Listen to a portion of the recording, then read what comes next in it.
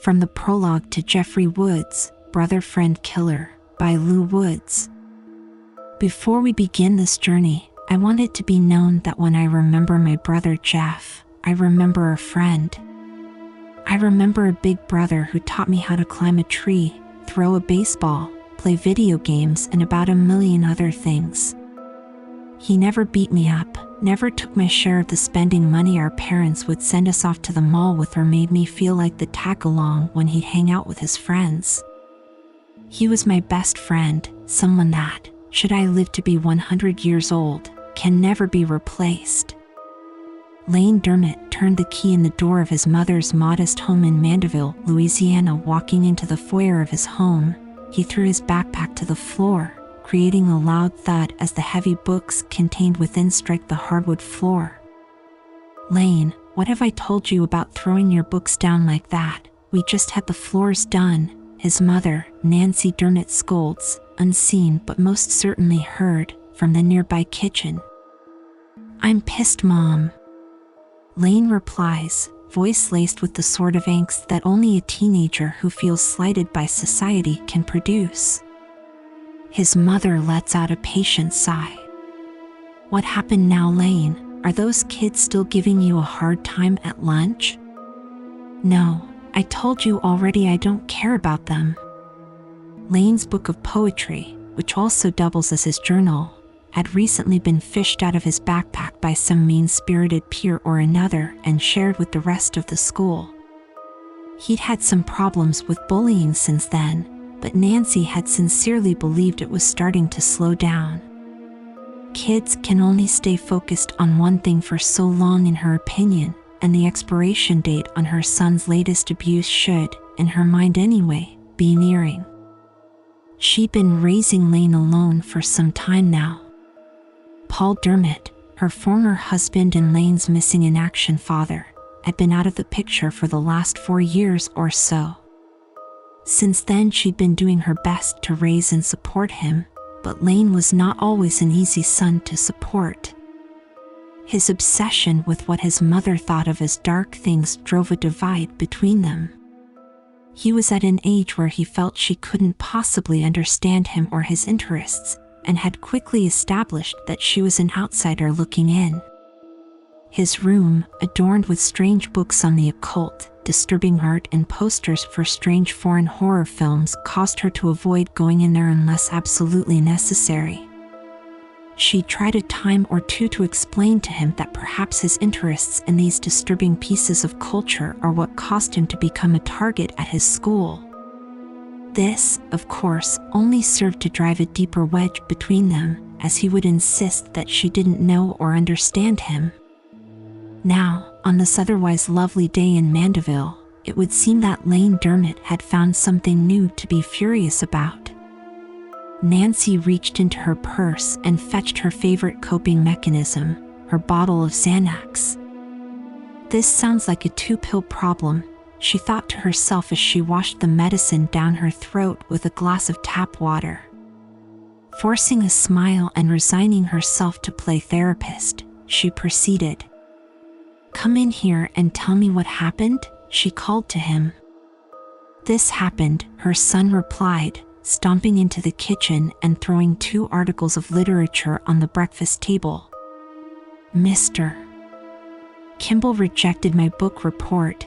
He said that the subject matter was inappropriate."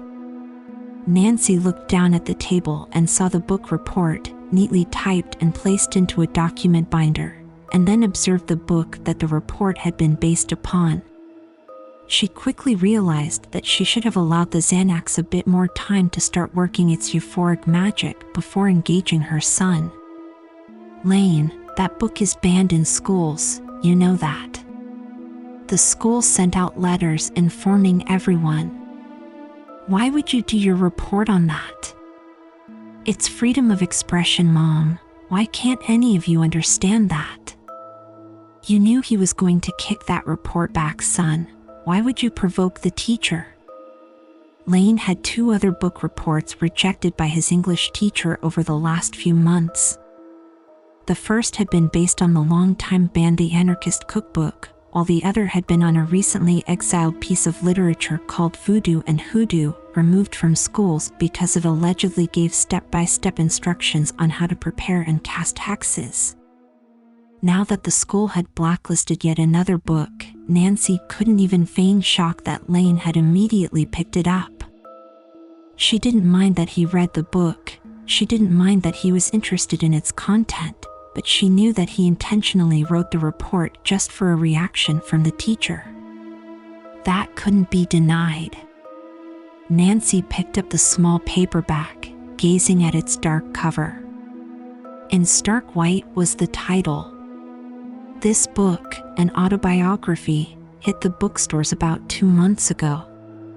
The residents of Mandeville, especially those in positions of power, were not pleased at the content found within the book's pages. Corruption, cover-ups, privileged families, money, abuse, and murder were the main themes. Mandeville was made to look like a haven for the wealthy and a pit of inequity for those without it. Her former husband's name appeared a few times throughout. He'd been the assistant director of internal affairs for the Mandeville police at the time, and the author of this book had not been kind to the authorities in his telling of the events from 4 summers ago, back in 2015. It's part of this town's history, Mom. Why is it okay for us to learn about all the other horrible events of our past, but I can't write about this? This story just hits too close to home for too many of us, Lane, Nancy stated. She was feeling her temper start to rise a bit, not just because her defiant son once again found a way to irritate his teacher, but because the events listed in the book in her hands had partially led to her husband leaving her and Lane behind. Lane would have likely been shocked to learn that his mother had purchased a copy of the same book his rejected report had been based upon. Nancy, like so many other residents of Mandeville, had been deeply impacted by the actions of Jeffrey Woods. Following the brutal slaughter of his parents, Jeff Woods had gone on to kill 4 more people before he finally vanished for good. Nancy hadn't personally known any of the victims, but in a town as small as Mandeville, she'd at least walked past them once or twice at the grocery store or the park. After killing his parents, Jeff the killer targeted Officer Donald Williamson of the Mandeville Police Department. He'd been the officer who first investigated Jeff Woods for fighting with 3 other kids in the parking lot of the village shopping center. He'd also been involved in the investigation of the now infamous flare gun incident in Randy Hayden's garage. Lou Woods had the following to say about Williamson in his book. From Chapter 4, Corruption in Uniform. Never in my life would I have believed the corrupt small-town cop archetype could exist in such a larger-than-life capacity. Donald Williamson, my brother's 3rd victim, embodied so much corruption that one would almost think him a work of poorly written fiction. The woman at the video store called the police about the fight, and it was none other than Williamson who was assigned to investigate. He blamed my brother and I for the entire incident. He insisted that our failure to chain up our bikes somehow justified Randy, Keith, and Troy taking them for a joyride. He said that the witnesses saw Jeff take the first swing at Troy. Upon reviewing the police report that was made public long after the incident took place, it was revealed that only the video store clerk witnessed the event. Her statement indicated that she saw a group of boys fighting in the parking lot. At no time does it specify that my brother instigated the altercation. Williamson would later be called to investigate the fight at Randy's home, the injury with the flare gun, and the ultimate blinding and disfigurement inflicted upon my brother. It was reported that Jeff shot himself in the face with the flare gun. Williamson once again worked his skills at corruption. Rather than investigating the incident, he merely took Randy's statement. Paramedics on the scene later stepped forward and admitted that Williamson could be seen coaching Randy, Keith, and Troy as they wrote their statements, practically feeding them their lines like a stage director in a play. The next victim my brother would take was likely the only truly innocent one to fall. Benny Rosenberg, chief editor of the NOLA Watch, had been contacted by Jeff about 2 weeks after the murder of Williamson. By this time, the photograph taken of Jeff by Williamson's son had made the national headlines. The picture, accompanied by USA Today labeling Jeff the Killer, had by now turned my brother into a national sensation. Questions were being asked now, and I have no doubt in my mind that Randy Hayden's father, along with officials in the Mandeville Police Department, were scrambling to keep many of the facts of the case hidden. The Mandeville police were only giving cookie-cutter answers, usually falling back on the excuse that all the facts would be revealed once the case was closed.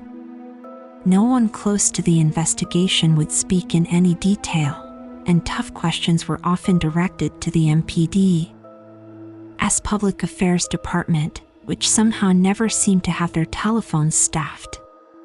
Phone messages were left unanswered, reporters were ignored, and everyone seemed to be in too much of a rush to stop and talk. The encounter between my brother and Rosenberg is one that is well documented now. The tape recording that Rosenberg had been using to conduct the interview returned to the NOLA Watch about a week or so after Rosenberg's death. Monica Davenport, who'd been the assistant editor, released the tapes in her own news documentary, Jeff Woods, The Killer Speaks. The recordings, the only known testimonial by Jeff himself, tell of the real encounters with Randy and his friends. The tapes reveal how Williamson worked to whitewash the investigation and served to cast further doubt on Randy's explanation of events with the flare gun. The tapes were released after the investigations in the MPD, and Maxwell Hayden had already begun to be looked into. However, they helped to shed light on other corrupt actions committed by Mandeville officials. Rosenberg's death, for example, was not made public for almost 24 hours. The police on scene claimed that they couldn't identify Rosenberg and had to conduct lab testing to uncover his identity. However, Monica Davenport, who'd actually contacted the police, testified that she'd given the 911 dispatcher Rosenberg's full name and had even explained why he was out in Mandeville that night. It is believed that due to Rosenberg's connection with my brother, the MPD were instructed to keep the matter quiet for as long as possible to protect the slowly recovering image of the town. The police did not want to have to admit that Jeff Woods was still on the loose 2 weeks after his last murder. There is also a darker conspiracy that I can only call such because no further evidence was ever discovered. However, considering the tainted reputation and obvious corruption within Mandeville, it stands to mention anyway. According to one of the EMTs on scene, Rosenberg was still alive when the police first arrived. She believes that had the MPD acted immediately, Rosenberg could have survived his attack by Jeff. The official police report states that when officers arrived, they did not initially see Rosenberg's body due to the lack of streetlights in the area. They claimed to have searched the exterior of the small building where Rosenberg and Jeff conducted their interview. Then the police officer on scene claimed to hesitate to enter the building until he was able to confirm with his watch commander whether or not a warrant would be needed to enter. Davenport lambasts the police on this, as the regulations clearly stated that entering a building without a warrant is lawful so long as the officers have suspicion that a crime has taken place inside said building. Furthermore, the door of the building was ajar at the time of the officers' arrival, and shining a flashlight into the door would have immediately revealed Rosenberg's body. Once the larger conspiracy began to become public knowledge, the rumors continued to evolve that the police didn't want Rosenberg to survive the injury due to the knowledge he'd gained from speaking to Jeff. They were not aware of the tape recording, and perhaps assumed that with Rosenberg dead, no further information about the Jeff murders could surface. Lou Wood's book cataloged the next victims in a similar fashion. Keith Jacobson and Troy Lockett were Jeff's next victims. This took place 2 weeks after the death of Williamson, and a night after the death of the journalist from New Orleans. Had the Mandeville police not worked so hard to keep the death of Benny Rosenberg quiet, perhaps Keith and Troy's parents could have done something to protect them. They would have at least known that Jeff was still in the area. However, with Rosenberg's death still not officially reported, the town was starting to relax again. Perhaps they all believed it was over with murder of Williamson. The double homicide took place at Keith Jacobson's home. Investigators believed that Jeff was able to gain entry into the house through an unlocked patio door. Keith was found brutally stabbed to death in the kitchen of his home. It is believed that Troy overheard the commotion and from the second floor of the home and was in the process of descending the stairs to investigate. His body was found at the base of the stairs, his death also caused by multiple stab wounds. Randy Hayden, who instigated violence in the encounter with Jeff and I at the video store, and who is also believed to have set up the attack on Jeff at his home on the day of the flare gun injury, was the only one to escape Mandeville alive. His parents, Bridget and Maxwell Hayden, discovered that their wealth and influence could not protect their son from the ramifications of his actions. Randy Hayden and his family moved at once. A moving company was contracted to collect their belongings. It is believed that Randy Hayden and his parents went into witness protection.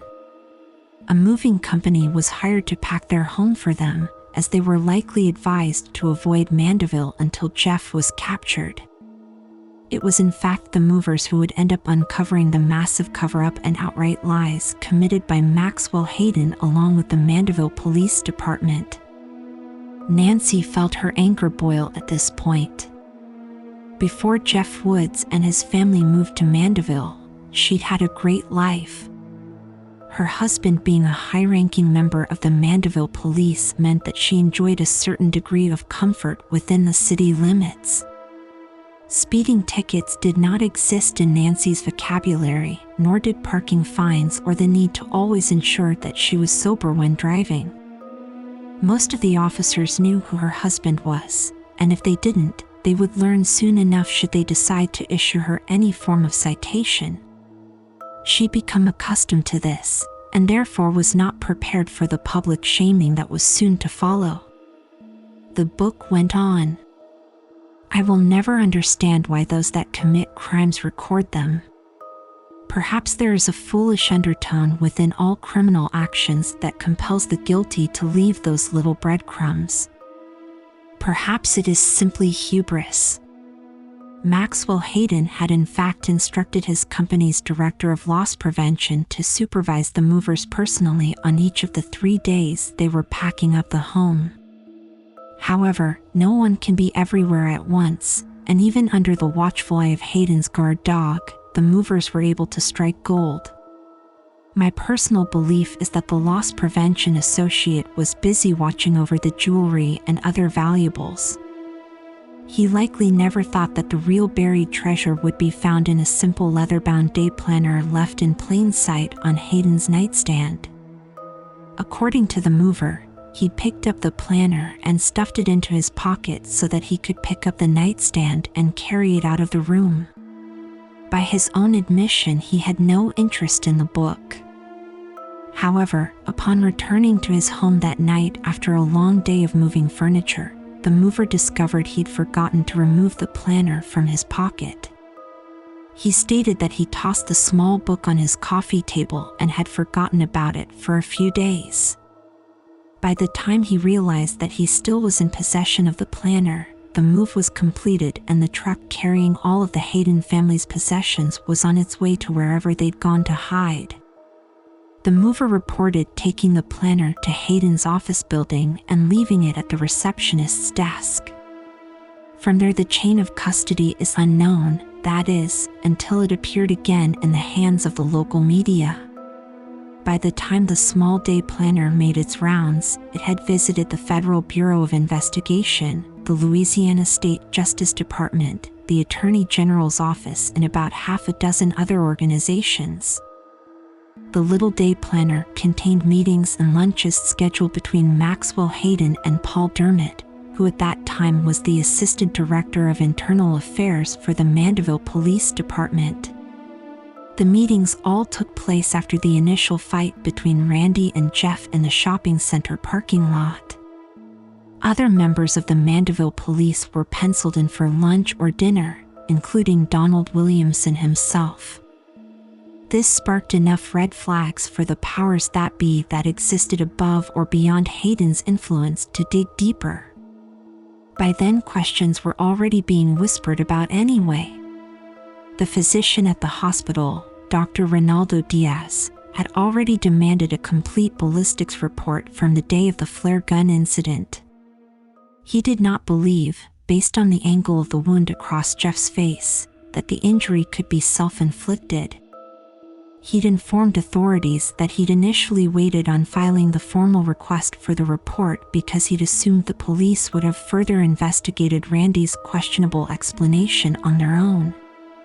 It wasn't until he realized that wasn't going to happen that he'd taken it a step further. To accompany this allegation, Hayden's planner showed a lunch scheduled with the Mandeville Police Department's Director of Crime Scene Investigations, Laura Dubois. The MPD went on to deny Diaz's request for further information, instead assuring him that the matter was being fully investigated by their own personnel. Once the planner was thoroughly analyzed, the deluge of federal investigators fell on Mandeville like a plague of locusts. The MPD was gutted, with all of the top brass either resigning or being forced out. Many officials admitted to being bribed by Maxwell Hayden, while others attempted to claim they were blackmailed or pressured. Those that claimed pressure from above decided that a sacrificial lamb was in order, and Paul Dermott became said lamb. A picture was painted of Dermott and Hayden working side by side. Hayden's money combined with Dermott's position allowed them to play the city of Mandeville like a game of chess. However, the Dermott's lawyer did an impressive job of throwing just enough doubt at the grand jury that they were unable to decide if he was truly a mastermind or simply a patsy. No indictments were made, and Dermott quickly resigned his post and left Mandeville. His wife received divorce papers in the mail sometime shortly after he left the town. His excuse was that he needed to start over from scratch, and could not drag his family through the mud with him. "This destroyed us, you know that," Nancy suddenly shouted, causing her son to startle a bit in surprise. "Jeff Woods caused more problems for this city than I can count. That's why this book is banned at your school, because we want this forgotten. We don't want Jeff the killer to be part of our history. Please. Please don't hurt us. Please just leave." Lane looked around his room for something, anything, that could use to defend himself. However, it had gotten dark outside, and he didn't want to risk turning on his bedroom light and alerting whoever was terrifying his mother that he was back there. He didn't have a cellular phone or a landline in his bedroom, and with nothing immediately visible to use for self-defense, his only options were to stay hidden or to go out and see what was happening.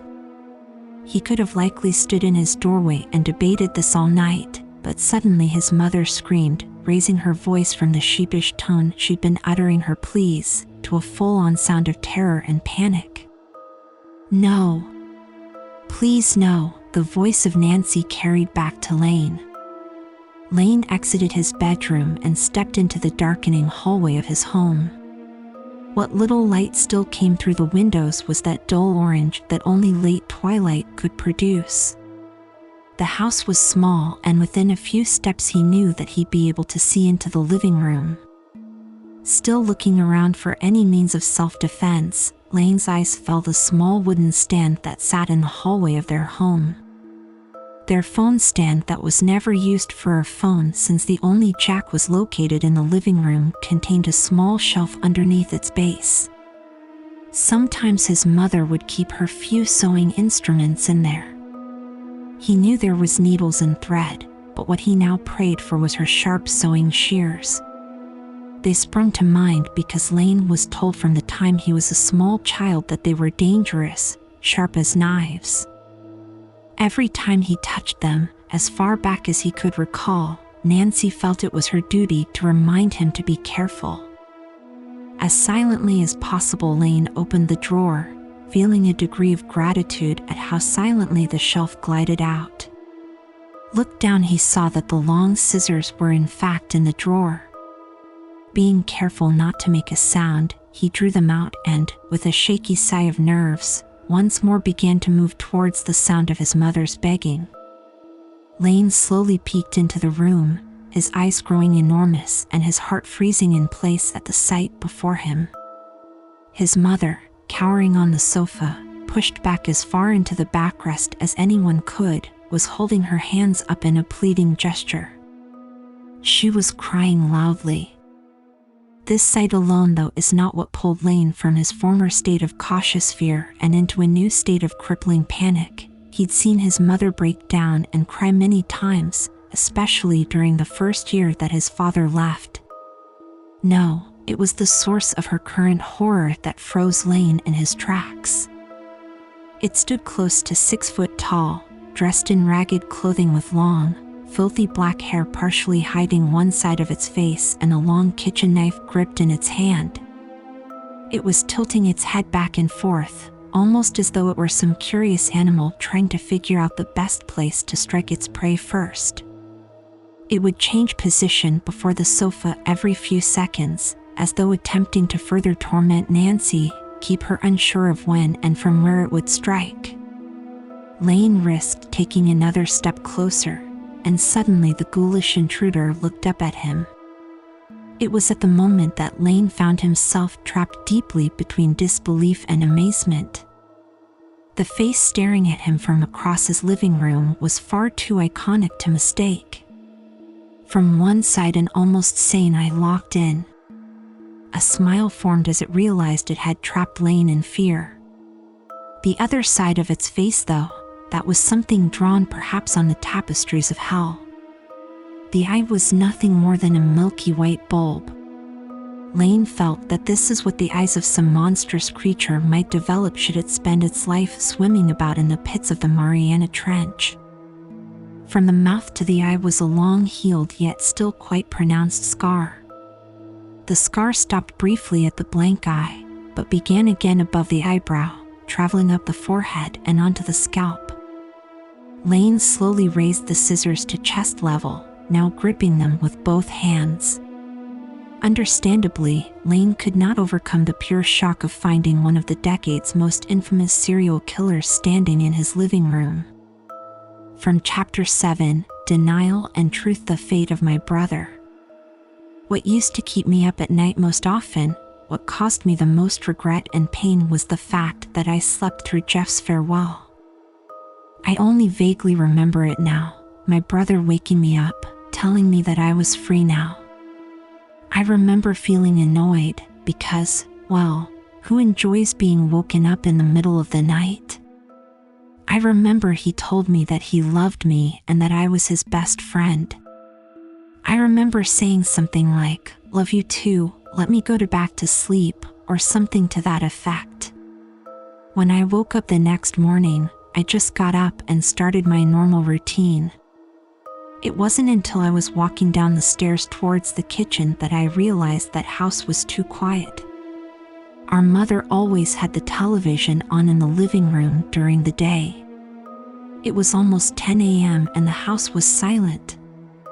It would still be another hour before I decided to open my parents' bedroom door. The rest of that week is still a blur in my mind. I remember the police arriving, my parents being taken out, wrapped in white sheets. I was sure that Jeff had been kidnapped by whoever murdered our parents. Of course I'd remembered him waking me up with his cryptic goodbyes, but when it's your brother, a trusted face you've known your entire life, it's not exactly easy to apply that person to murder. However, once the murder of Williamson took place, once the tabloids labeled him Jeff the Killer, well, by then it was pretty much impossible to deny. Once Monica Davenport released the Jeff tapes, well, denial was all I had left. After the murders of Keith and Troy though, well, that was it. Months rolled on into years, and pretty soon Jeff was becoming a forgotten entity. By then I'd been moved from Louisiana. I had family in Texas, an aunt and uncle. They were very compassionate. They understood what I'd gone through and let me pretty much spend the next year healing. I can still remember sitting up in bed out there in Texas, feeling tears pooling in the corners of my eyes. My greatest fear was that perhaps Jeff was trying to find me, that he needed help. I pictured him waiting around our very short-lived home in Mandeville, perhaps wondering where I was. Those sorts of thoughts kept me up for most of that year. Sometimes a letter would come addressed to me out there in Houston. It would be forwarded from the old address. No return address usually.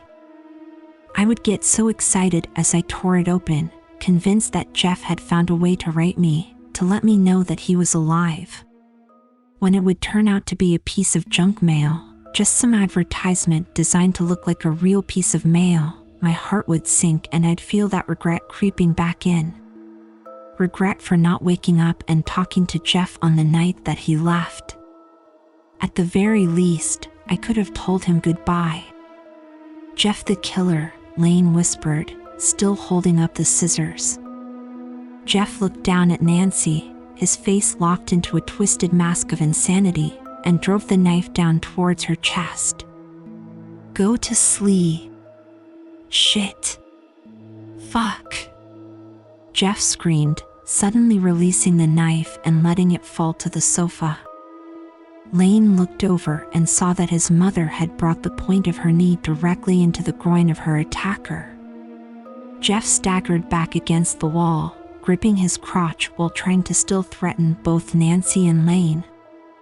What the intruder didn't account for was that Nancy Dermott spent the majority of her adult life married to a police officer. He dragged her to every self-defense course that he could. For years the training was drilled into her, always go for the soft parts, the eyes, the testicles, the throat. Jeff suddenly lunged, attempting to dodge around Nancy and grab the knife that he dropped during the initial kick. Lane was still frozen in place.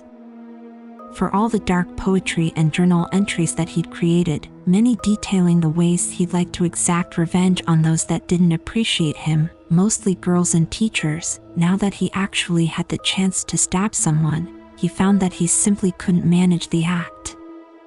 Jeff grabbed for the knife, got one hand around the hilt, but never had a chance to brandish it. At the very moment that he awkwardly attempted to rotate the blade, Nancy brought her living room lamp down over her attacker's head. There was a grunt of pain as Jeff fell forward onto the sofa.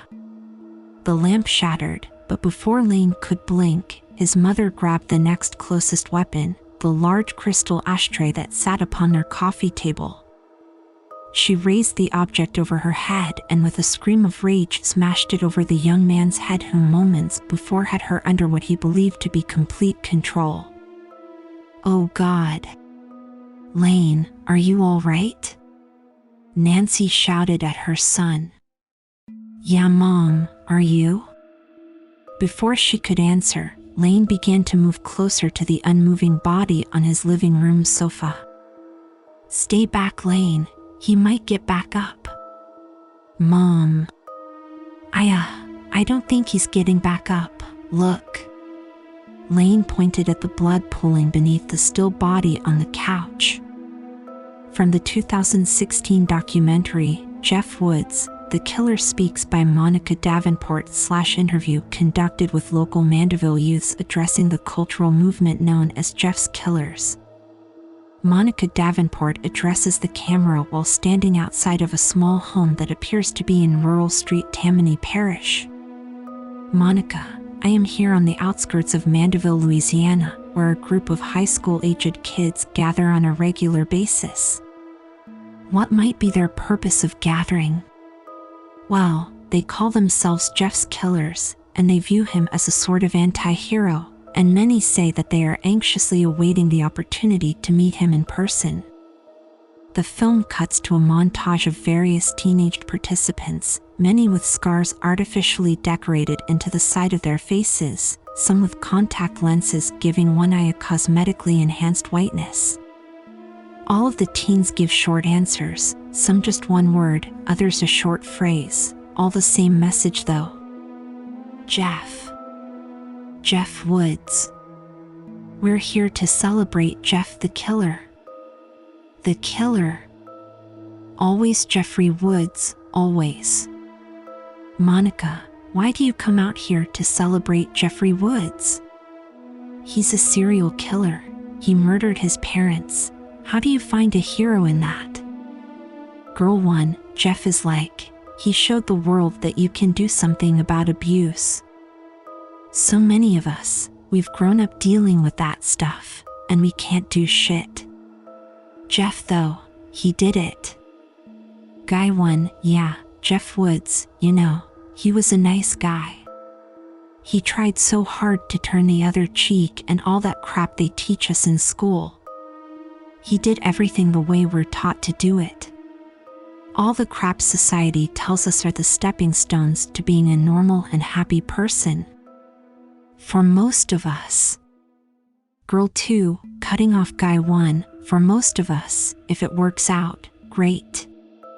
You get to be a cheerleader or some crap. You get to march in the Labor Day parade. Woo. Jeff though, all the lies they try to tell us to be happy, well, he just snapped and did it his own way. Guy 2, no, forget all that shit. Jeff the Killer is fucking rage turned all the way up. People out there, they see us walking around and they think we're freaks or they think we're weak, but Jeff the Killer showed the fucking world that you can only push someone so damned far. So keep pushing us motherfuckers. Go ahead. Monica, addressing the group as a whole, do you all believe that Jeffrey Woods could still be alive? And if so, what would you say to him if you had the chance? Various responses are shouted towards the camera. Hang Randy Hayden by his fucking balls. Burn this town down. Monica, speaking directly to a young man, and you, what would you say to Jeff Woods? Young man, I'd say come hang out with us. Come show us how you managed to let go of all the shit holding you down all those years. We just want to be free, just like you. Fucking freaks, the haggard-looking man mutters before dipping a glazed donut into his mug of cheap coffee. Although only in his early 40s, Detective Dalton Bradshaw of the Mandeville Police Department looked much older. His hairline has begun to retreat from his forehead a bit more each year. The 2 packs of Pall Mall Reds that he smokes between waking up at dawn and returning home oftentimes well after dark have done nothing to assist in preserving his once chiseled appearance. His teeth were now stained from the tobacco, his face bore wrinkles, and his eyes always looked exhausted, regardless of how much sleep he might enjoy the night before. He'd been watching various clips from Davenport's documentary while waiting at the tiny and disgusting little coffee and donut joint for the better part of 2 hours. He'd actually been back at the police station packing his things to go home for the night when his watch commander had summoned him into his office. Apparently, a young man had broken into a residential and attempted to hold one of the occupants at knife point. The woman had fought back and the asshole died by his own blade. The woman and her kid were safe, and as far as Dalton was concerned, this shit could wait until the morning. Let the uniforms and the fucking coroner's people come out and clean up the body. This was Mandeville after all. Only one exciting thing ever happened out here, and that was 4 years ago. This guy was probably some meth head from out in the backwoods that was trying to score some cash to buy some dope. Then more information came in.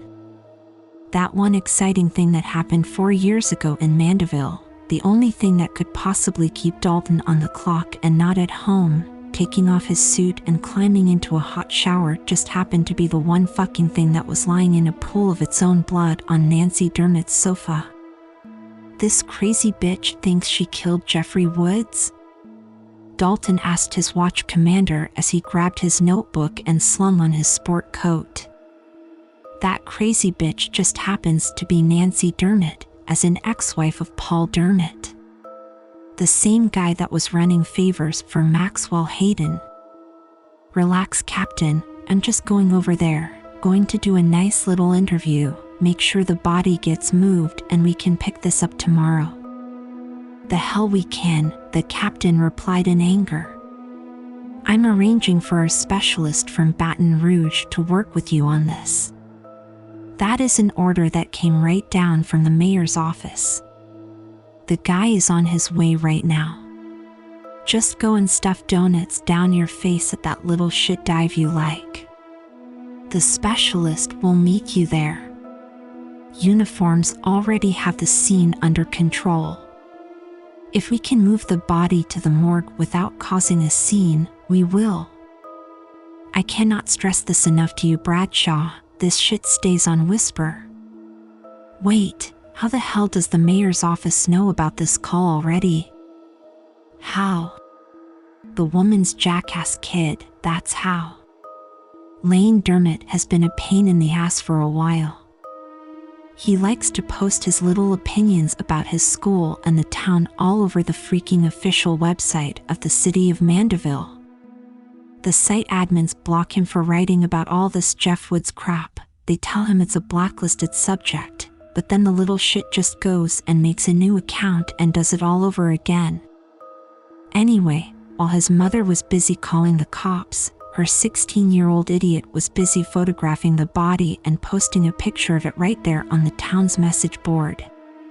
The admins deleted the post, and we can only pray to God that they did so before anyone else saw it and copied it. The mayor sure as hell saw it though, and believe me, he's just looking for an ass to kick right now. And he thinks we need some sort of, expert on loonies and window lickers to come down here and tell us what a dead freak looks like? Dalton asked. I don't care what the mayor thinks, Bradshaw, but our chief of police does, so for right now, please, just go down there, drink your coffee and wait for this guy to show up and meet you there, then kindly go over to the scene of the crime and let this guy help you investigate it. And I can expect to go home when? The captain screamed some harsh words of motivation towards Dalton Bradshaw in response to his question, and finally the overworked detective plodded out to his car and climbed in. Once on the road, Dalton reached into his glove compartment and removed a small Ziploc bag containing about 8 small pills. Damn, I'm running a bit low, he stated with a frown, staring at the baggie. The pills were Adderall, although Dalton could not guess at the dosage or age of the pills. One of his on-again off-again lovers, a woman who would often ask Dalton to go over and scare her ex-boyfriend into paying her overdue child support, had given them to him recently. They were her kids, but apparently the kid didn't like them. Said kid's mom, an occasional evening companion of Dalton, believed that the detective could use a boost of energy as, according to her, he looked like reheated shit. He swallowed 2 of the pills, even though he knew he should try and stretch the few he had left out for another week or so, but for the time he was more concerned about just staying awake tonight. If some suit from Baton Rouge were in fact coming to assist, this would not be a short evening to say the least. Dalton was pleasantly elevated as he sat at the coffee shop, feeling the artificial energy and euphoria from the pills start to gather in his brain and pulse behind his eyes. I don't know what the hell is wrong with Gina Marie's kid if he doesn't like this shit, he mumbled to himself as he clicked play on the next video from Monica Davenport's documentary. From 4th grade school project, Who is Your Hero? By Jeremy Lyman, Crestwood Elementary School, Baton Rouge, LA. My hero is my Uncle Simon. Uncle Simon works as a special kind of police officer who tries to arrest criminals who have already gotten away. His job is to study the clues and try to find the bad people even when no one else can find them. He keeps us safe. I'm going to go ahead and assume by the beard stubble and bloodshot eyes that you're Dalton Bradshaw, a voice suddenly spoke behind the detective as he was focusing on Davenport's film. Dalton looked up at the man addressing him. It would seem logical that this would be the specialist from Baton Rouge, but based on his appearance, Dalton almost had to second-guess himself. The man standing before him was a lot younger than he was expecting for starters. He estimated this guy's age couldn't be any older than 30, perhaps even younger. He was skinny, had a small goatee, and was dressed more for a day at the mall than a night investigating a murder. Do all the special state investigators walk around in jeans and t-shirts these days? Dalton asked without smiling. Sorry, dude, my boss had to learn to accept it. I don't do suits unless it's a funeral or a wedding. My name is Simon, by the way. Or, if you want the official introduction, I am Agent Simon Lyman of the Unsolved Crimes Department of the Louisiana State Police. Dalton blinked and had to take a moment to compose himself, or else he feared he might laugh in this kid's face. Hold up, your name is Simon Lyman? Why would your folks do that to you? Oh, you misunderstand. My parents didn't name me Simon. They actually named me Solomon Lyman. I legally changed my first name to Simon when I turned 18. Why in the hell would you do that? Duh. So it would rhyme. Dalton found himself chuckling just a bit in spite of how annoyed he was at the ever-increasing lateness of his workday. He realized that now, even if they wrapped this up in record time, he still wouldn't see the inside of his apartment until it was far too late to do anything other than go straight to bed. Well, we can get to know each other on the ride over there, Raymond Simon. I want to get home before sunrise though, so if it's all the same with you. Raymond Simon, hell yeah. See, that's why I changed my name, for shit like that. Dalton dropped a few dollars on the table to cover his food and coffee, and the two men left out for Nancy Dermott's house. The drive from the small coffee joint to the crime scene was less than 10 minutes. However, Dalton quickly learned that Simon was not the type of person who let time pass without conversation. Okay, so I'm assuming you'll be playing the bad cop in this little investigation, right? He asked Dalton, a sarcastic tone lacing his words. Nope, I'll be playing the tired as hell cop who wants to go home. I tend to play that role every time my shift goes into overtime. And you're playing the what, wise-ass CSI guy? CSI? No thank you. Too much blood and semen, I mean, who wants to spend all day studying blood samples? No, I'm unsolved cases, remember? Yeah, well, I hate to tell you, kid, but this one is probably already solved. The damned intruder is dead. The woman already confessed to doing it, and her stupid kid posted a picture of the corpse to the fucking mayor's office. You might have wasted a trip down here.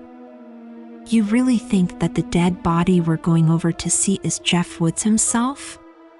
You think after 4 years of no activity he's just going to show back up and get killed by some bored housewife? Dalton glanced at Simon and smirked. Personally, I don't care one way or the other. Jeff Woods, Tiger Woods, James Woods, I don't give a rat's ass so long as I am home within the next couple of hours. Really? You're not even a bit curious? I mean, Jeff the killer, right? Exciting stuff. Maybe to you and the rest of the world, I don't know. I was still with the NOPD when the whole thing happened here in 2015. I didn't transfer out to Mandeville until almost the end of 2016. Sure, I read all about the incident when it took place, but these yuppie fucks out here will freak out over anything. In New Orleans, we investigated several homicides a week just in my district alone. Some kid having a nervous breakdown and stabbing a few people doesn't exactly have the same impact when you work in a city where murders don't even make the front page anymore.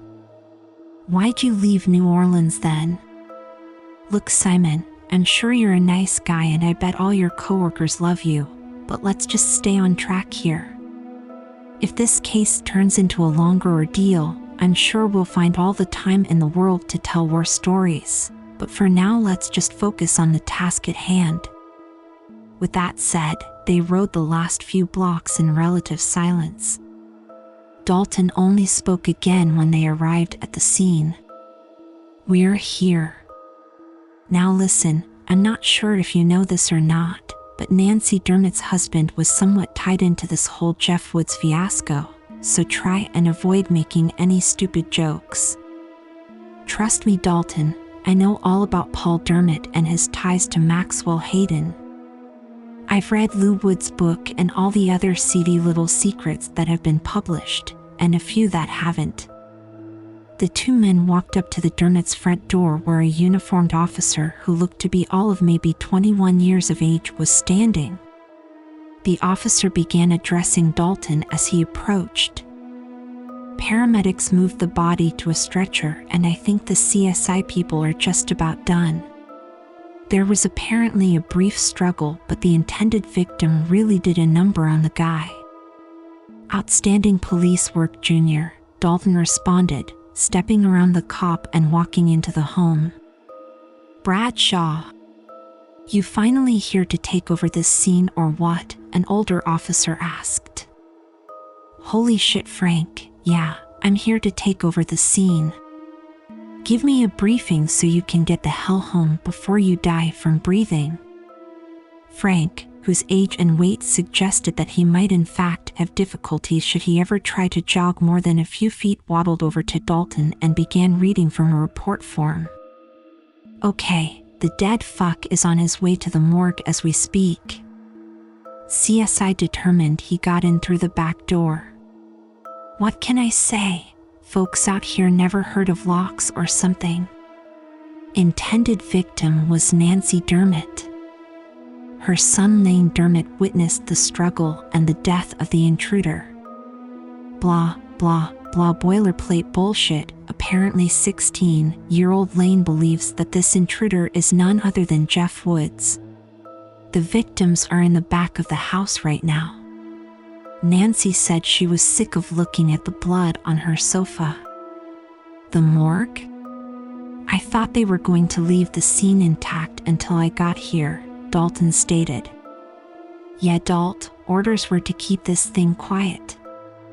When they saw the chance to move the body without a lot of gawkers, they took it. Neighbors have been popping by every so often, knocking on the door, being nosy, typical shit. You got pictures of the intruder? Simon asked Frank in a casual tone. Who are you? The pudgy man asked in slight annoyance. I'm the president of the Dead Body Fan Club. Now let me see these pictures so we can kindly sign your report and you can kindly head back to SeaWorld and get back in your tank. This fucking kid got a problem here, Dalt? Frank asked, turning his flushed face towards the detective. Relax, Frank, I'm the one that has to work with him. He's from the state police, investigates unsolved cases or something. Just give me the pictures. Frank handed the pictures to Dalton, at which point Simon immediately snatched them away. He looked through them slowly at first, as Dalton joined in on the viewing, but as he progressed through them, he began to flip them over faster and faster.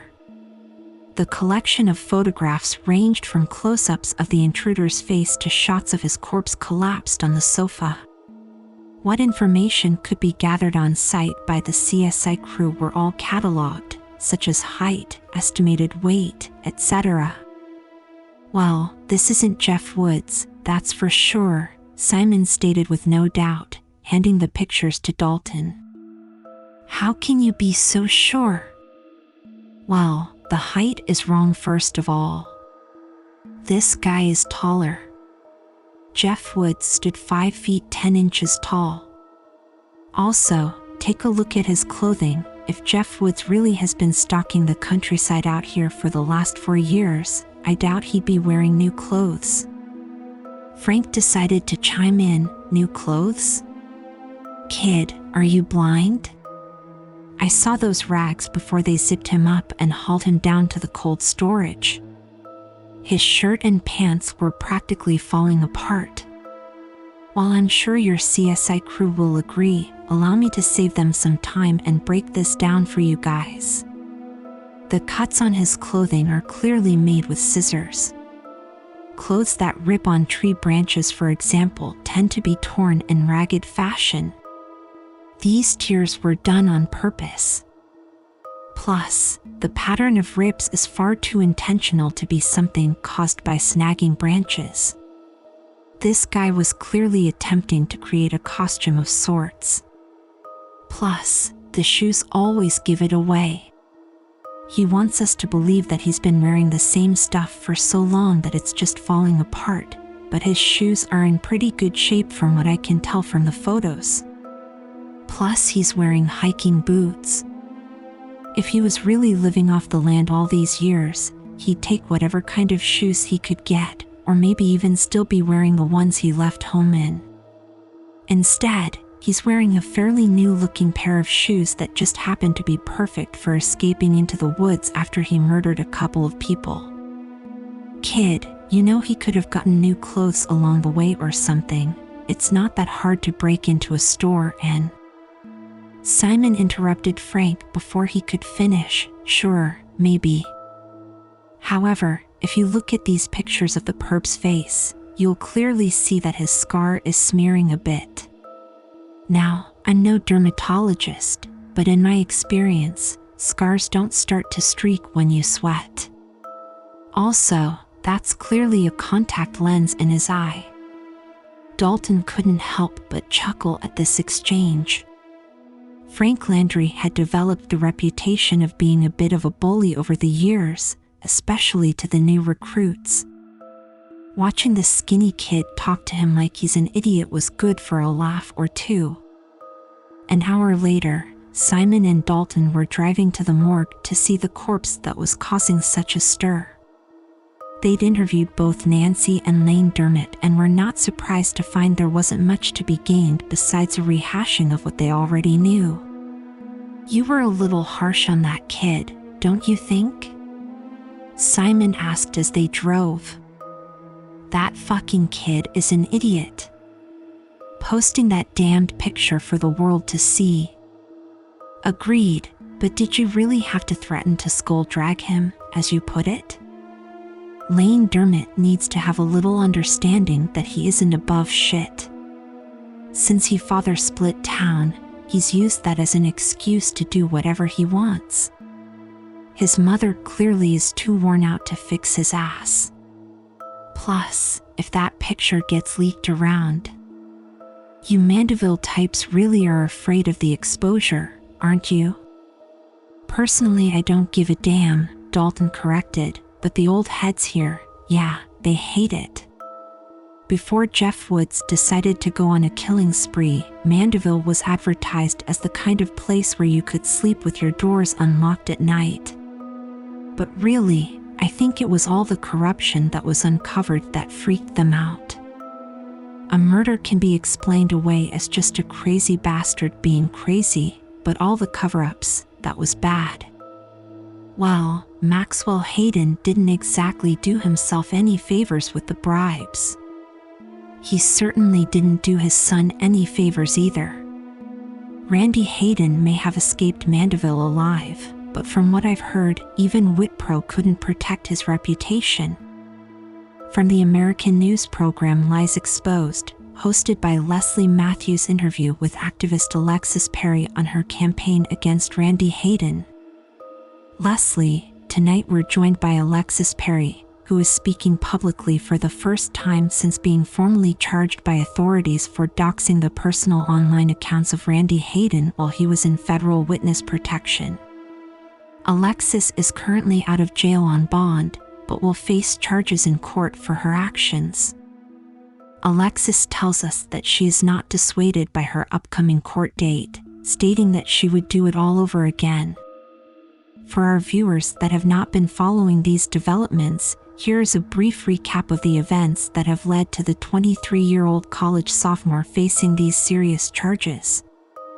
Operating on the popular website Reddit, Alexis, whose online identity was Justinus Railguard, a nod to a former controversial social justice group from Louisiana whose founder was charged with several brutal murders back in 2015, Alexis spent most of her internet hours targeting public figures that she believed used their wealth, professions, or influence to avoid facing accountability for criminal activity.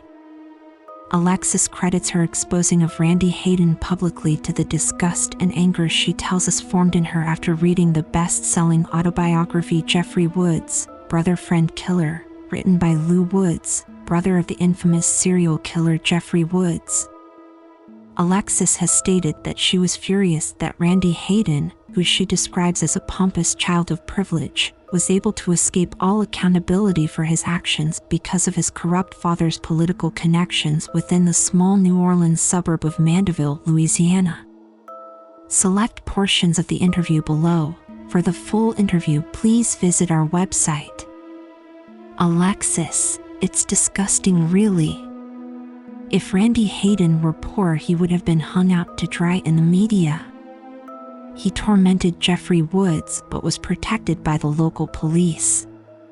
He arranged an ambush on Jeff and threatened to shoot him with a flare gun, which he then did. Then he, along with the crooked Mandeville police, produced a lie that Woods shot himself in the face.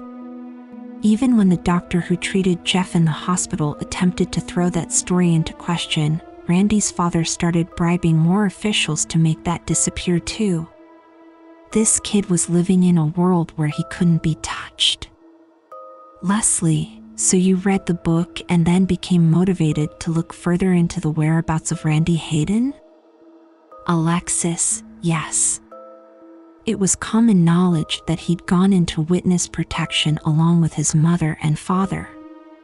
It didn't help that there were a lot of users who liked to troll message boards by pretending to be the real Randy Hayden. Most of them were easily dismissed as fake, but then someone doxed some information from Maxwell Hayden's old bank in Mandeville, and a pretty big clue came out. Leslie, what clue would that be?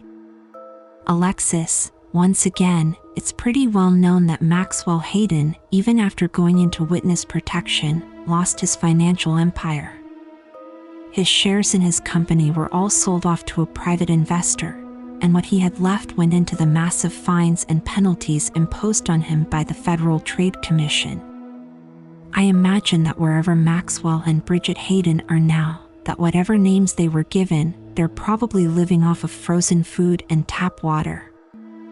However, they apparently had set up a trust fund for Randy when he was born. The conditions of the trust fund stated that he could claim the money, a sizable amount, when he turned 20 years old.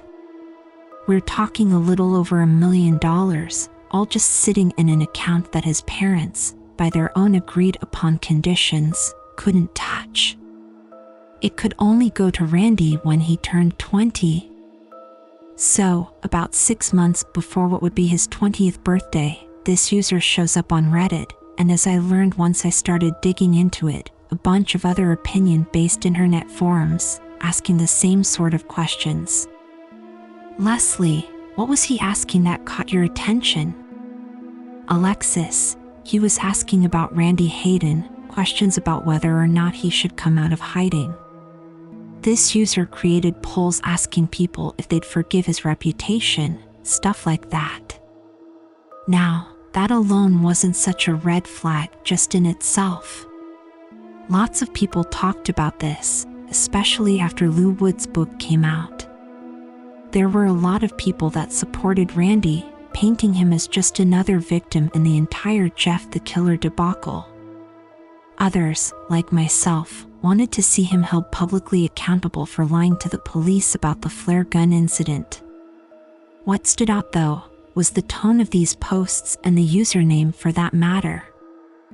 Leslie, right, the username was raw70048, correct? Alexis, yes. I found this interesting because in everything I've read about this case, Randy's middle name, which is Andrew, was never really stated. Sure, it could be found if someone dug enough, but it just struck me as odd. The numbers 70048 are the zip code for Mandeville, Louisiana. Also, as I said before, the tone of the post seemed, I don't know how to really say it, personalized maybe? Leslie, and it was at this point that you started to think that this could be the real Randy Hayden?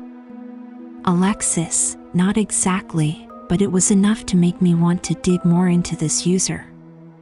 So myself and some friends essentially hacked the account for raw70048 for more information. Leslie and Alexis, you are aware that this is illegal, that you are essentially detailing a crime on national television. Alexis, as I've said many times before, I don't care. Justice is more important. My lawyer is going to kill me for this interview, but I'd rather sit in jail than sit idly by and allow a corrupted product of privilege like Randy Hayden line his pockets. Leslie, looking briefly at the camera, very well, Alexis, please continue. Alexis, we found out that raw70048 was someone named Sean Beckett, who was living in Park City, Utah. We dug some more and found that his online identity only went back 4 years, to 2015. It was as though Sean Beckett appeared out of thin air that year. We discovered more posts, mostly blogs and forum questions, all centered around the reputation of Randy Hayden. We also couldn't find a single picture of Sean Beckett anywhere on the internet. All of his online profiles were for sites like Reddit, sites where you don't make a real personal profile, like on Facebook or Twitter. Leslie, so you continued to dig into this person's information? Alexis, we went further than that. We hacked his personal computer. Leslie, and that's when you hit the gold mine? Alexis, essentially, yes. We got into his pictures and found what we needed. The pictures of himself in his personal gallery were compared to the most recent pictures of Randy Hayden, which were his yearbook photos from Mandeville High School. Since I released all of this, well, everyone has seen them anyway, so I doubt there can be any question that the pictures we dug off of Sean's computer are clearly Randy Hayden. For years of aging doesn't change someone very much, and besides a different haircut, it's obviously him. We also found a few documents of his. The pay dirt was the email we found saved in his documents. He essentially was writing to his lawyer, asking what his options were in collecting the trust fund. Email from Sean Beckett to attorney, redacted, subject, trust fund. Dear, redacted. As you are aware, I will turn 20 this year. At that time I will be eligible to claim a trust fund set up by my father.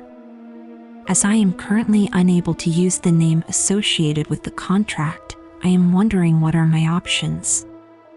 I would like to have access to the trust fund as soon as possible, but do not wish to bring unnecessary attention to myself.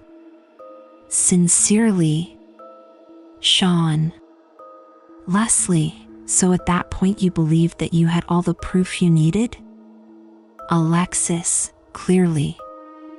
Leslie, so you released all of this information to the public via Twitter, Reddit, and a variety of other online sources. Did you think about the legal retaliation? Did you know that you were breaking the law not just by hacking someone's information, but also by breaching the identity of a federally protected individual? Did any of this concern you? Alexis, not even for a second. Yep, he's following us all right. I made a few turns and circles just to test him out, Dalton informed Simon while looking into this rearview mirror. I thought you were just lost there for a minute. Be serious for once. I'm pretty sure that truck was parked on Dermot Street. I wasn't really paying that much attention, but after 10 minutes of the thing riding our ass, I can't exactly ignore it. Well, we're the damned police. Let's just pull over and see what it does. The road out to the city morgue ran through a few rather underdeveloped areas, and as luck would have it, both men were in a part of Mandeville rarely traveled at night. Dalton slowed and activated his blinker, pulling his old Buick Regal to the shoulder of the road. The vehicle, a massive pickup truck that looked old but as solid as a tank, slowed to a stop as well. They're just sitting in the street, Simon whispered. Dalton lowered his window and reached his arm out, gesturing for the truck to go around them. The truck continued to sit idle. Fuck this, I don't have time to play these little games with some bored hicks. Reach into my glove box there, Simon, get me that flashlight. Simon retrieved the flashlight and handed it to Dalton. The detective removed his pistol from its holster and opened the door. Simon followed suit, removing a small pistol that he wore on an ankle holster. Once both men exited the vehicle, Dalton aimed the flashlight at the truck's windshield. Can you see anything? Simon asked. Can't see for shit, they got some dark tint on there or something. Just keep your gun down, don't need to startle them. Drawing in a breath, he called out the occupants of the truck.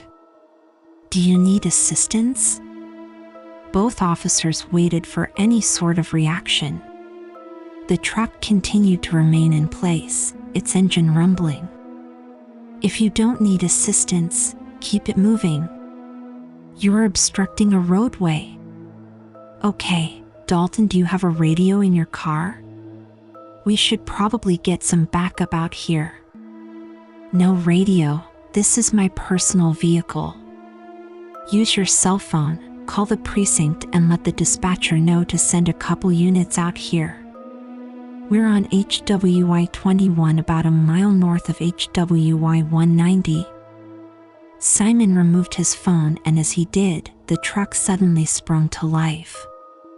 There was no revving of the engine, no squealing of the tires, just a truck that was now tearing towards them. Dalton dove back into the car and shut the door behind his just as the truck sped by. Fucking shit, what the hell is he doing? Dalton screamed. Simon ducked back into the passenger side, his cell phone forgotten in his hand. Look, it's stopping again. The truck stopped yet again about 20 feet in front of their car. Do they have a plate? Can you see their plate numbers? Dalton shouted in frustration. No plate that I can see, hold on, let me get a picture. Simon raised his cell phone and snapped several pictures of the vehicle. Okay, got it, I'm calling for backup now. Wait, what the fuck are they doing now? Dalton interrupted. Both men watched as the passenger side window rolled down and what appeared to be a small brown box was thrown onto the street. No sooner did the box hit the pavement than the truck began to speed away. Dalton dropped his transmission into drive and began to follow as Simon spoke with MPD dispatch. Yeah, it's a brown pickup. Looks like an older model Jimmy 4x4. No license plates. It just attempted to run us down out here on HWY 21. The vehicle just abandoned what appears to be a brown package on the highway. It is speeding northbound. Please send all additional units to intercept. No, we don't know how many occupants. No, we don't know if they're armed. No, it tried to run us off. Give me that shit. Dalton snapped and grabbed the phone from his partner. June, god damn it, this is fucking Dalton. Look, get some fucking units out here to rein this fucking truck in. I got pictures of it that I'm going to text to your damn cell phone, so make sure you send those out with the APB. Now stop asking stupid questions and do your damned job, or God help me, I will tell everyone you're sleeping with Gus with the lazy eye. Dalton hung up and quickly dialed a new number into the phone. He tossed the phone into Simon's lap as he slowed the car down next to the discarded little box in the street. Hang on, we gotta grab that. Are you sure? What if it's an explosive, or some sort of chemical or powder, or... Look, they want us to pick it up. They could have smashed my car into a cube with that monster truck of theirs, but instead they went to a lot of effort to make sure they had our attention. Now, text those pictures you took of that truck to June. I already typed her number in for you. Dalton grabbed the brown box and threw it into the back seat before stomping the accelerator to the floor and pushing his old Buick to its limits. Where the fuck did you go? Dalton mumbled to himself. I've seen lots of little dirt roads back here. They could have pulled off while we were calling for backup or grabbing that box. Hell, that truck is built for off-roading. It could have just found a spot and pulled into the woods. Pretty soon the lights of HWY 190 became visible, and the rural blacktop that was HWY 21 gave way to what passed as Mandeville's main drag of businesses. As the men pulled onto 190 and back into civilization, a tangible relief began to settle on both officers. Okay, the APB is out. Every cop in town will be patrolling for the truck tonight. I'll make sure the focus of the search is on those dirt roads back there. I say we stay on course here and head to the morgue. We'll inspect that box while we're there. 2 birds with 1 fucking stone. Dalton, I have to admit, the way you handled everything back there, that was badass. Like, I thought you were this old, lethargic dinosaur, but when the pressure kicks in, you turn into an old, modestly less lethargic dinosaur. You had a strained relationship with your father, didn't you, Simon? Me and Weekend Dad were pretty good. Weekday Dad was an asshole though. From the American television broadcast of Not My Father's Son. Interview conducted by journalist Leslie Matthews with Randy Hayden. Leslie, ladies and gentlemen, several months ago I sat down with Alexis Perry, a social issues activist who illegally exposed the identity of Randy Hayden. For those of you who did not follow the events of the Jeff Woods murders from 2015, Randy was a centerpiece in the chain of tragic occurrences that would leave 6 residents of Mandeville, Louisiana dead, including 2 high school students, a police officer, a respected journalist, and of course, Jeff Woods' parents. A correction would later be published stating that Benny Rosenberg was a resident of New Orleans, not Mandeville. Randy Hayden was the son of a wealthy hedge fund guru and majority partner in one of Louisiana's largest investment firms.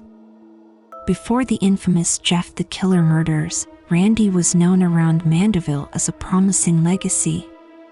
Seemingly well-liked by his peers, respected by his teachers, and admired for the volunteer work he participated in throughout the small town, no one expected this young man with his entire life ahead of him to become associated with bullying, corruption, and perjury.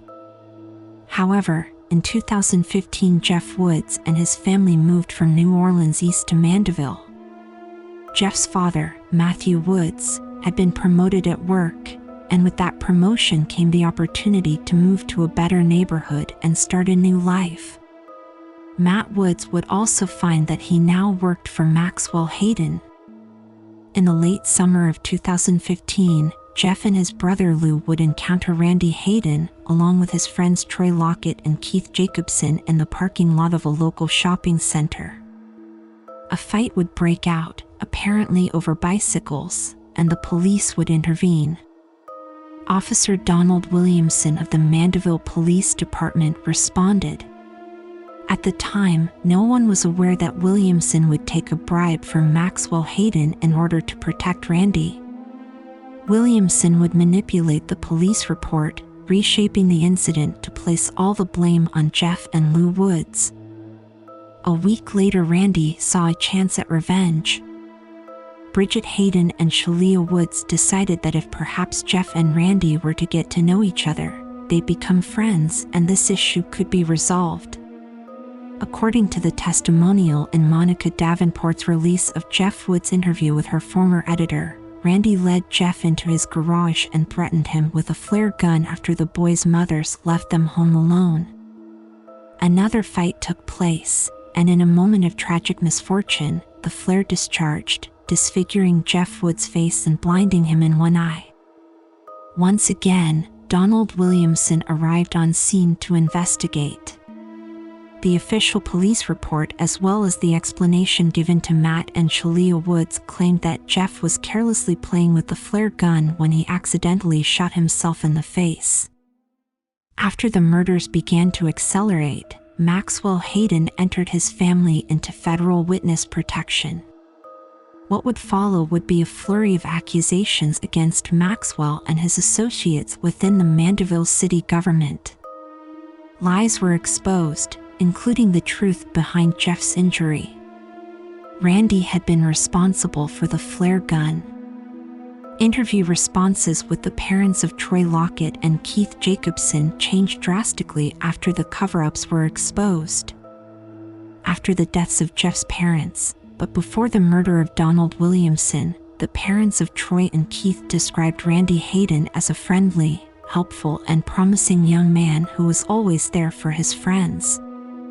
After Maxwell Hayden and his family left Mandeville, though, their opinions changed. As more facts came to light, the same parents described Randy Hayden as a manipulative bully who used his father's money and influence to lord over his friends. For years have passed since Jeff the Killer stalked the streets of the sleepy little town. For most, life has returned to normal. However, for Randy Hayden, life recently has become based on a difficult decision: to remain hidden from society living under a government-issued identity, or to step forward into the light and face the harsh criticisms of those like Alexis Perry. The citizens of Mandeville once praised him for being an intelligent heir to his father's kingdom. Lou Woods described him as a spoiled bully who couldn't accept losing a simple fight. Alexis Perry believes him to be a symbol of privilege and wealth, able to circumvent the law. But who is the real Randy Hayden? Who has the 16-year-old ringleader of his friends grown into over the last 4 years? Tonight we sit down with Randy himself. He has voluntarily removed himself from witness protection and wants to tell his story.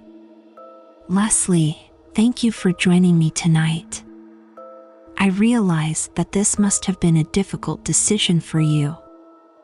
Randy, it certainly went against my lawyer's advice, that's for sure. But I figured the secret is out, so why keep trying to hide? Leslie, so, who was the real Randy Hayden back in 2015? Were you a manipulative bully as so many have painted you to be? Were you the young blue chipper with the boundless future? Or were you the young, community-active role model? Randy, I never saw myself as any of those things, honestly. On paper, I had the perfect life. I feel ridiculous even trying to complain about it. There were problems, of course, but compared to what other people have to deal with, I had it all. Leslie, so what complicated that?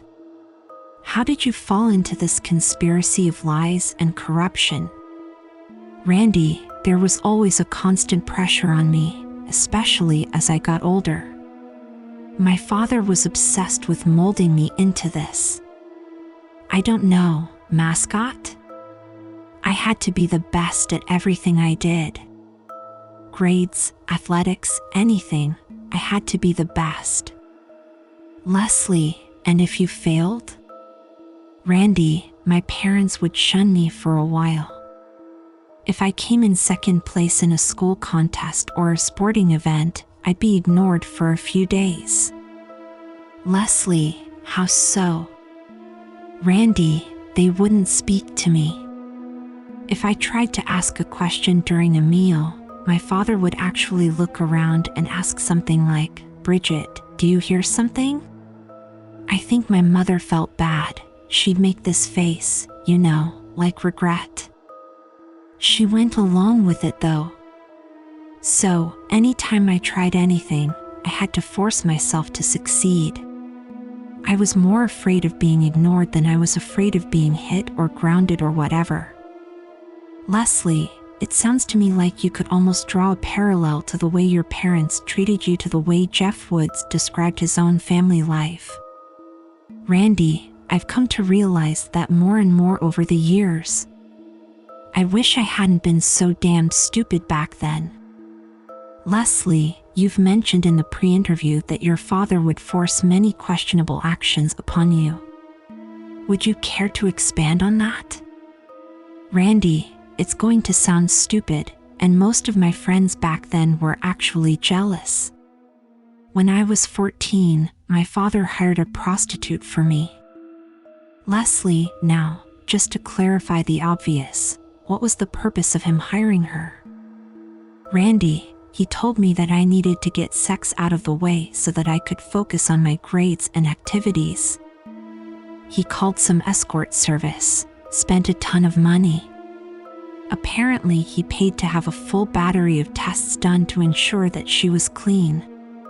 Then, about a day after my 14th birthday, he called her over. Leslie, would you describe the event?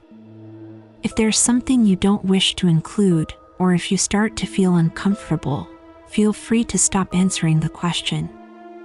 Randy, no, I've made peace with it. I remember that day, my mom and dad and I were in the living room together. My mother kept looking at her watch, and then, for no reason I was aware of, she suddenly announced that she had to go out for a bit. I remember her looking at my dad and asking something like, "So an hour?" My dad nodded, then said better make it 2, just in case he gets nervous. She gave that same sad little frown, like when they'd ignore me. She asked him, "Are you sure about this, Max?" My dad gave her this annoyed wave, like shooing her out of the house. I guess he was sure. Leslie, what happened next? Randy, the woman arrived. She was attractive, I remember that. I remember feeling really shy, like I wanted to excuse myself from the room. I didn't know who she was, but I figured that she was there to see my father. I didn't want to risk saying anything stupid, so I was preparing to go upstairs to my bedroom. She was discussing something quietly with my father anyway, so I didn't feel like I needed to be down there. When I stood up to leave though, my dad told me to wait up. Leslie, what did he say to you?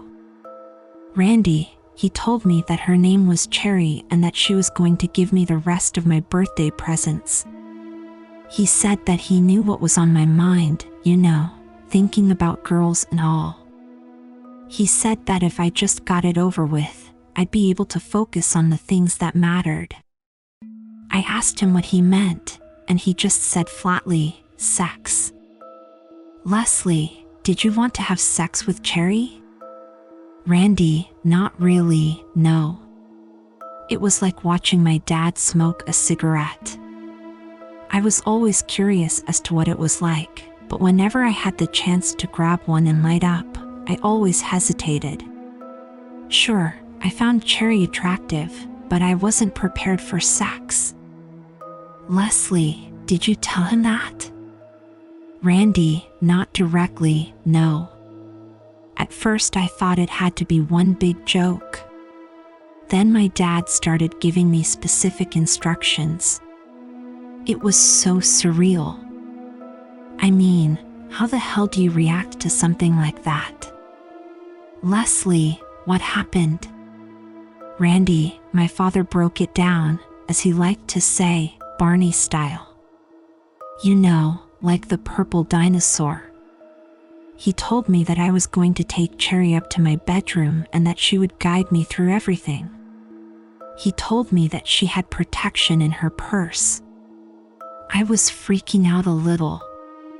I mean, me and my friends would always talk big, you know, bragging or even lying about our experience with women. But now that I was actually face to face with it, I really just wanted her to go away. Leslie, nodding for him to continue. Randy, I must have given my dad a look, something that set him off. Maybe it was the hesitation, or maybe he was expecting me to be happier about the whole thing, but he got angry really fast. He pulled me into the den. I remember he was gripping my arm like a clamp. I'd find bruises there later. He got right in my face and told me that I should be grateful for this, that while other kids were sneaking Playboy magazines into their bathrooms, that I'd be a man.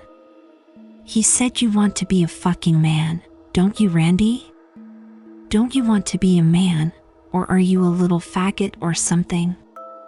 Do you even like girls, Randy?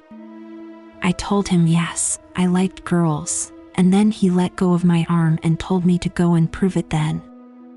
He told me that he spent a lot of money to arrange this visit, and that I'd better not waste his money. Leslie, was the woman, Cherry, aware that you were a minor? Randy, I'm sure she was, but my father was probably throwing a lot of money at her. Plus, he would have been in a lot of trouble too, so I'm pretty sure he took care of any potential issues.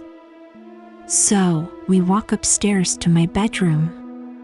My dad waited downstairs. Once we got up there, I guess Cherry could tell I didn't want to go along with this. It was embarrassing, you know, like I said before, this should have been a dream come true. She turned some music on and told me that we could just hang out, that she wouldn't do anything that I didn't want to. She said that she would lie to my dad, tell him that the job was done. Leslie, what did you decide to do? Randy, we sat on my bed and talked for almost an hour. She told me that she never felt right about the job, but for what my dad was offering to pay, she was willing to do it. She told me that she was ashamed. I told her that I was too. I told her that I was probably passing up the chance of a lifetime. I felt pathetic. She actually hugged me and told me not to worry about it, that someone's first time shouldn't be with a paid call girl. She said it'd never mean as much. Then we just sort of talked about other stuff. Life in general, you know? I guess in her line of work she hears a lot of guys' problems.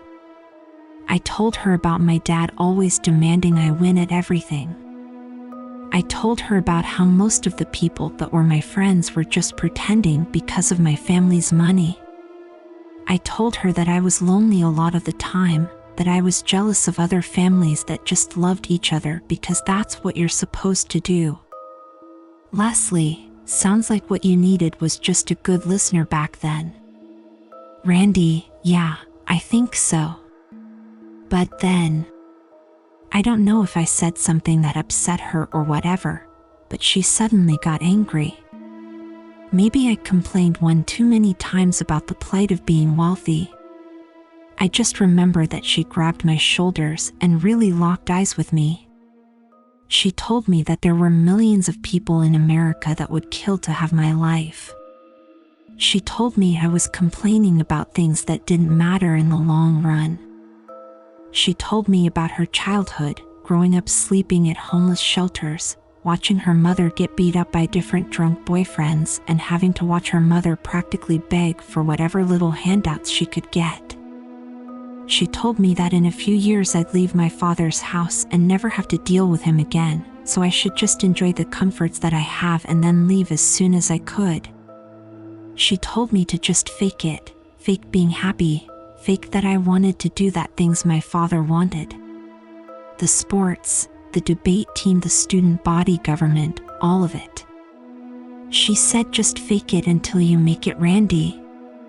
She told me to just play the role for what it was worth, be a snob, spend my dad's money, whatever it took to make it through to the day I could move out of his house. Leslie, was that advice valuable? Randy, well, I took it. Just like that, I stopped trying to care.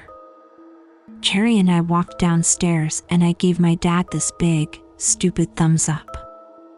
I put on the stupid, cocky little smile and was amazed that, for one of the first times in my life, my father seemed really happy about something I did. From that day, until the incident with Jeff Woods, I just kept wearing that stupid smile. Whenever I'd feel guilty about something, I just ignored it and faked pride or arrogance or whatever emotion fit the moment. Things got a lot better at home that year. I played on the company softball team, brought home trophies that I didn't care about. My friends became nothing more than commodities. I was the leader and they followed. When I walked past an old lady, I'd say good morning.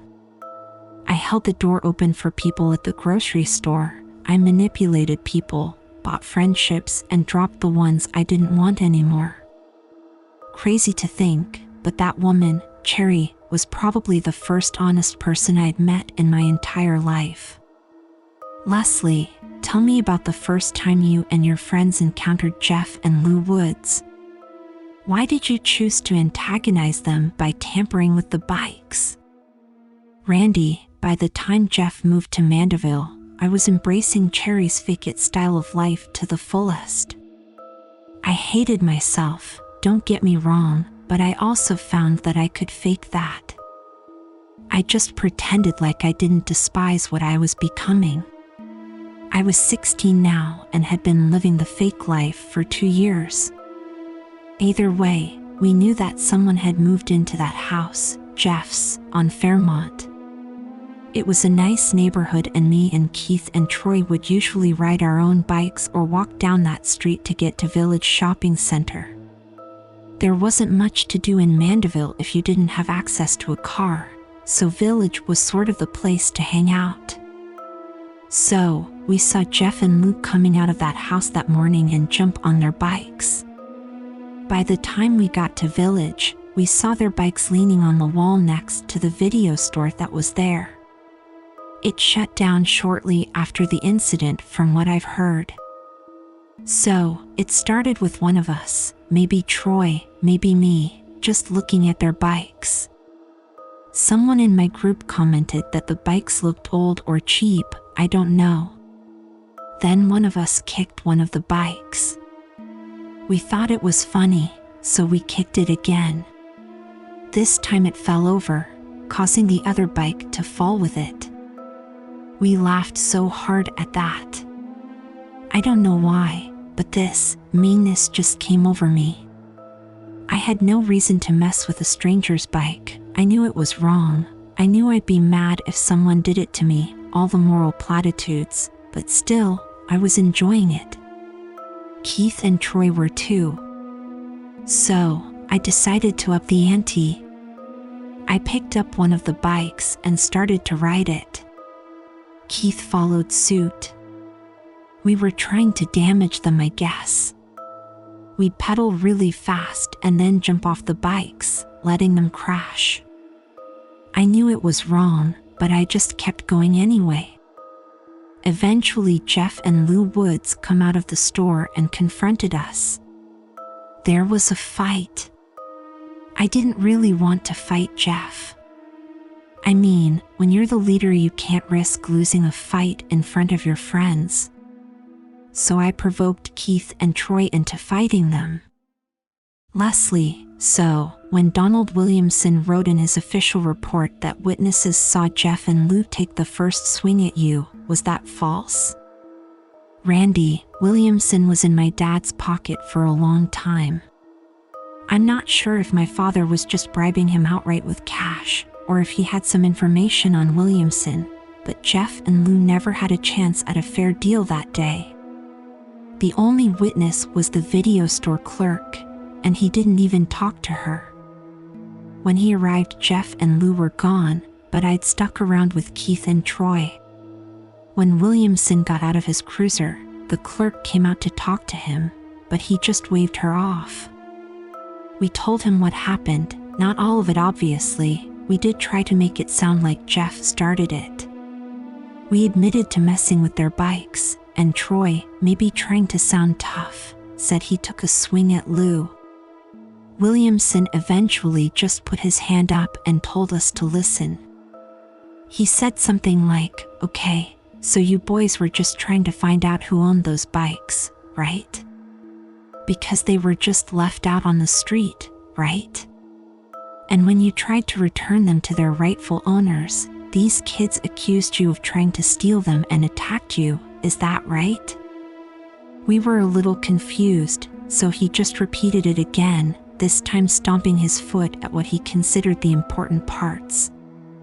We figured out that a foot stomp meant that was the part to make sure we remembered. We told him the kids that attacked us lived in that recently sold house on Fairmont, and he knew exactly where to go. I guess he called my dad after we all left and told him it was all taken care of, because when I got home that day, my father already knew the story, or at least, the false version that Williamson cooked up. Leslie, were you and your friends upset over this? Is that what led to the incident at your house with the flare gun? Randy, honestly, I didn't care. I mean, Jeff beat up Keith and Troy, never really touched me on that first encounter. But my dad wanted me to be mad, I think. He told me that I let some new kids from the ghetto make me look weak. He asked me what was the point of taking martial arts and having a gym membership if I was just going to get run over by some kid from the gutter. So, I faked being mad. I faked caring about some stupid macho image. Leslie, did you set up the attack in your garage? Did you convince your mother that you wanted to make friends with Jeff Woods so he'd come over? Randy, no, that was just dumb luck. His mother was trying to fit in, and I'm sure the fact that my dad was her husband's boss had created a lot of problems in their home. I think Jeff's mom just wanted to try and smooth things out. So she called my mom and they talked and eventually set up a day for all of us to get together. So, Jeff comes over and we hang out, play video games and make conversation. Turns out that we had very similar dads. I let the fake advice go for a while and actually started to remember what it felt like to just hang out with someone and not have to pretend to be someone I'm not. Leslie, so what went wrong? What changed in such a short period of time? Randy, I actually found out ahead of time that our mothers were planning to go out. My mom told me that she was going to show Jeff's mom around town a little. I suppose you could say it was at that moment that Real and Rich started to argue with each other. Leslie, who are Real and Rich? Randy Real and Randy Rich. Those were the nicknames I created for when I was faking life and when I was just being myself. Real would have been happy to hang out with Jeff that day, playing video games and whatever. Rich, however, started to think about how my father reacted on the day of the fight in the parking lot. How he told me to handle my business and not be a weak leader. Leslie, so you're saying that you arranged the attack with the flare gun to appease your father? Randy, yes. I started thinking only in shades of victory, if that makes sense. I figured if we put a little fear into Jeff, made him regret the incident at the video store, that I'd be able to report to my dad that I'd taken care of things. I wanted him to be proud of me again, the way he was the day Cherry came over. Not just proud of me for making good grades or something, but proud of me for being a man. I realize now how stupid all that is, but when you're 16 and trying to decide if you should be real or rich every day, I guess stupid choices are bound to happen. Leslie, was it at that point that you called Keith Jacobson and Troy Lockett and told them the plan? Randy, yeah. I told them that our parents were leaving soon, and that they should come over if they wanted to get back at Jeff Woods for the fight. They were all for it, of course. Leslie, so, you had him outnumbered, why even introduce the flare gun? Seems as though it was overkill. Randy, that was the idea. My father always told me that getting even wasn't as good as getting ahead. While on the surface he might give the traditional revenge is wrong type speech, depending on who was around, my dad always found a way to pull me aside later and correct himself. He was a firm believer in putting things back to balance, and to my father, being 1 point ahead of everyone else was his idea of balance. I figured that the flare gun would be that perfect 1 point lead. It was so stupid, I know, but that was rich Randy for you, full of bad ideas. Leslie, did you have any intent whatsoever to shoot him with it? Randy, Jesus no. The idea of a bunch of suburban kids shooting at someone over a fight. That's a work of fiction if ever there was one. No, I just wanted to let Keith and Troy get their hits in. Knock him around a little, that's all. Leslie, that didn't happen though, did it? Randy, no. I've listened to Monica Davenport's Jeff tapes. If I'd have known how much that kid was dangling on the edge, we'd have left him alone. Leslie, now, one of the big pieces of controversy was your story. You reported that Jeff Woods shot himself in the face while playing around with the flare gun. However, the audio recordings released by Davenport told a different story. All of the corruption that was exposed about your family and their ties to the powers that be in Mandeville also told a different story. What really happened that day? Randy, taking a deep breath and staring into the distance for a moment, I shot Jeffrey Woods in the face. It was an accident. I dropped the flare gun and it discharged. Leslie, so why did you lie? Randy Williamson cooked up the entire story. From the moment he arrived on scene, he pulled me and Keith and Troy into our living room. By then both my mom and Jeff's were back. They were hysterical. The EMTs were doing their thing and no one was paying a lot of attention to us. Williamson took us into the other room and handled it just like the fight in the parking lot. Leslie, how so? Randy fed us our lines, just like in a play. He asked us how much we'd already told the EMTs or the parents, which honestly hadn't been much. He asked me what happened, and I told him the truth, that I'd dropped the gun and it shot Jeff. Williamson explained to me that I could be charged with aggravated battery, that it was a felony and I could spend the rest of my youth in a juvenile detention center. He told Keith and Troy that they would be tried as accessories and essentially face the same punishment. He said that my father could be held responsible as well, since it was his flare gun and it wasn't properly locked away. By then me and my friends were in tears. All that tough guy garbage, and yet we were crying like babies. I could practically feel my father's shame. Williamson wasn't done there either. He went on to tell us about how my family could be sued in civil court for this as well. How we could all be on the street before my first criminal court date even showed up. I realized years later exactly what he had done. He'd set a trap to ensure that we'd go along with the alibi that he'd prepared. Leslie, so Williamson told you to lie, to say that Jeff Woods shot himself with the flare gun? Randy told us. He wrote the whole thing and just showed us where to sign. We had to go to court only once. Just an inquest hearing to determine if the incident was accidental or not. Everyone from the judge to the district attorney were likely bribed.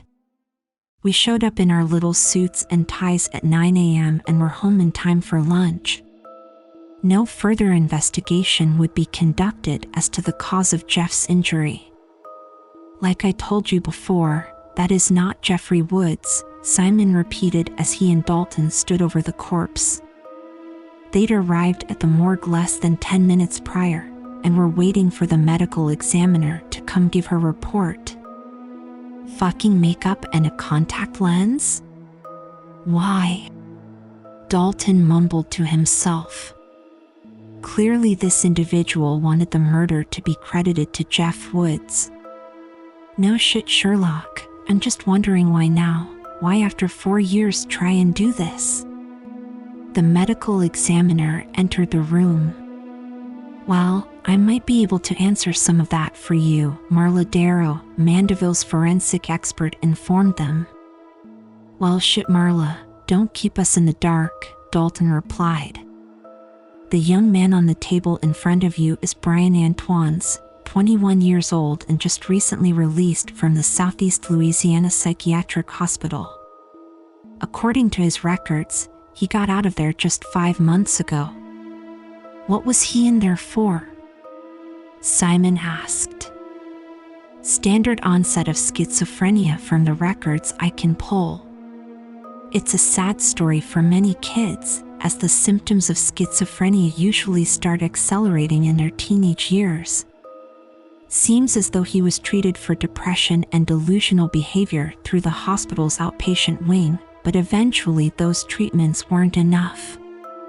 Looks like they officially started inpatient treatment 3 years ago when his issues at school could no longer be managed by his foster parents. Foster parents? So this kid was an orphan? Dalton asked. His biological parents are unknown. State records indicate that he was dropped off at the Orleans Parish Sheriff's Office as an infant. The names of the parents weren't recorded, likely were never given. He bounced around from foster home to foster home until his mental illness became too much for his guardians to handle. Simon rubbed his chin thoughtfully. It's like the great wordsmith William Smith once said, parents just don't understand. Dalton chuckled at this, causing Marla to give them a sharp look. Is this funny to you too? A kid is dead. I'm sorry. Marla, is it? Simon began. We've had a rough night. Dalton snickered again. Shit, Marla, I ain't sorry. That's the funniest thing this little weirdo has said since I met him. Plus, yeah, we were almost run off the damned street tonight and… Oh yeah. Dalton walked quickly towards the exit, leaving Simon and the less than humorous Marla to entertain each other in the meantime. So Marla, I'm only in town for a day or so, but, Simon Lyman began. I'll save you the trouble. I'm married. I have a boyfriend. I'm a lesbian, she replied. Wait, that's all pretty contradictory. Which is it? Pick one, Agent Lyman. I don't care, she answered, filling the room with an awkward sense that pressed down on Simon's shoulders like a boulder on his back. So Jeff the killer, exciting stuff, huh? He stated, trying to regain his composure after the painful rejection. I can't believe this is coming back. After the 2015 disaster, I think most people were hoping they'd seen the last reboot of Jeff Woods and his misadventures. It's almost like people can't learn from their past mistakes. Why would anyone want to rehash all of this now? Lou Wood's book may have something to do with it, Marla mused. It's banned from a lot of places down here. None of our locally owned bookstores will carry it. It was the corruption, though, if you ask me, that everyone in the city wants to forget, more so than the murders themselves. Dalton returned to the room carrying the package they'd picked up off the road. Okay, Simon, let's see just what these fuckers packed up for us. Are you sure that's safe to open? Marla asked. Christ, you two should date each other. You're both afraid of the same crap, Dalton responded, causing Simon and Marla to smirk a bit at the observation. Dalton removed a pocket knife from his back pocket and carefully cut along the packing tape. Marla adjusted an overhead examination light to illuminate the metal table where Bradshaw had set the package. Simon took 2 steps back. Slowly the tape was removed. Here, Marla grunted quickly, thrusting latex gloves into Dalton's hands. The package was opened and Dalton breathed a sigh of annoyance and relief. It's just a fucking CD and, wait, there's some pictures too, let's see here. Contained in the small package were 2 photos and a DVD with no label. Dalton removed the photos and placed them on the table side by side. The first photo was Lou Woods. A recent one from the looks of it, perhaps even the photo from the sleeve of his now infamous book. The second picture looked a bit familiar to Dalton Bradshaw, though he wasn't quite sure until Simon spoke up. That's Randy Hayden. It's recent too. Looks like a screenshot from his appearance on the Leslie Matthews show. Dalton glanced over at the old clock on the wall and sighed. Almost midnight, we've been at this too long. I'm tempted to pop that CD into the nearest computer and take a look, but we better play this one by the book. We'll have our tech people look at it in the morning. Who knows what's on that disc? Why not have the tech look at it tonight? I know you're tired, but this is just getting good and I really want to know what's on that disc, Simon asked. This is Mandeville. Our techies go home at dinner time, Dalton told the agent. He then turned his attention to Marla. We're going to need the name of the dead kid's psychiatrist who was treating him at Southeast Psychology. If there are more answers, I think we'll find some there. The hospital will also have his most recent foster parents, and we're going to want to pay them a visit as well. I think tomorrow is going to be a busy day for us Lyman, hence why we need to go and get some sleep. I'll get the information for you. What about the pictures of Lou Woods and Randy Hayden? Any ideas on how that connects? Marla inquired. Besides the obvious? I mean, one is the Jeff Woods brother, the other is the kid that shot him in the face with a flare gun. Simon informed her. Yeah, but, Marla began, gazing down at the pictures, before suddenly finding a new point of interest. Both of you come look at this. I think there is another clue in here.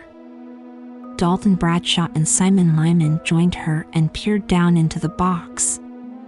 There was something written on the bottom interior of the box, however, it was hardly visible. Fuck it all, I can't tell what it says. It's too damned faint, Dalton complained. Wait, I have an idea, Marla stated, and reached up and fiddled with the lamp mounted above their heads. She toggled a switch, engaging the lamp's black light function. Suddenly, the 3 investigators were thrown into a warped world of strange color. Standing over a fresh corpse with the room glowing in odd hues of blue and black caused a small shiver to run down Simon's back. However, the mystery writing on the bottom of the box suddenly became clear to them all. 114, Shortcut Road. The dead prophet speaks, but when his source of power fades, his words of wisdom will be forever lost. What's it mean? Simon was asking, but Dalton was already on his phone, calling for backup to meet them at the address hidden in the box. Shortcut Road, it's a small gravel stretch out in the middle of nowhere. It's got a reputation of being a place where bad things happen. When I was a kid, there were urban legends about devil worshippers out there. There are a few abandoned houses back there, but that's about it. Not just any abandoned houses. Dalton snapped as he hung up his phone. Remember that video I was watching today, the one with the kids calling themselves Jeff's Killers? Back when that group was still active, they'd hold a lot of their meetings back there in those abandoned homes. Fucking shit, Simon. How the hell didn't we realize this sooner? I bet this is all the work of those fucking sick bastards. Detective Bradshaw, those kids haven't been active in years. Not since they spent all that money to clear out Shortcut Road, and Marla was attempting to explain, but Dalton was already on the move. Okay, Simon, backup is on their way out there. Fucking Mandeville runs on a skeleton crew of cops at night, so they're reaching out to the St. Tammany Sheriff's Office for additional units. Let's get moving. Dalton grabbed the small box, throwing the photos and the DVD back inside before briskly making his way towards the exit. Wait, the information you wanted, Marla shouted, holding up a small notebook. Here, I'll take it.